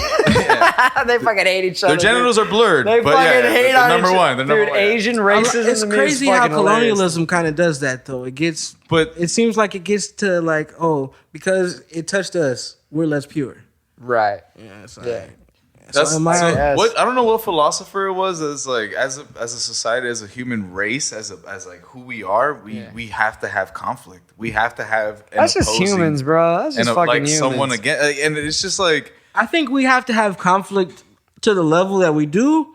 I don't know. I don't think we have to have conflict, but we do have to have some level of conflict. I think it's primal thinking to have conflict. It's 100% primal and tribal is what the Yeah. fuck and that as, shit as is. advanced as we like to play ourselves as, We we're stupid. not that fucking advanced. we're We're still fucking animals. Yeah. Well, yeah. Yes. Yeah. Yes. Deep down inside, yeah. But Yeah. what I'm saying is like if the whole fucking mass of people that are not gonna listen to this podcast, Hey, but they will one day. Okay? they will one day. And If then they listen, like and subscribe. yeah, like and subscribe. Morning dreams. What I like to. At the end of the day, I love Asian beef. All right, I think it's hilarious. I'm glad. Okay, You said- and I think it's my actually mom delicious. would. I mean, love if we it. cooking food, Yeah, it's really fucking good. I really don't even have too much experience dealing with Asian beef like that. I'll cook you some Mongolian beef right No, now. I'm talking about like, oh, we beefing with each other. We don't get along with them like that. Oh, you're talking about that kind of beef. Yeah, and fuck that side. I mean, it's always been one common enemy. the Japanese. I guess.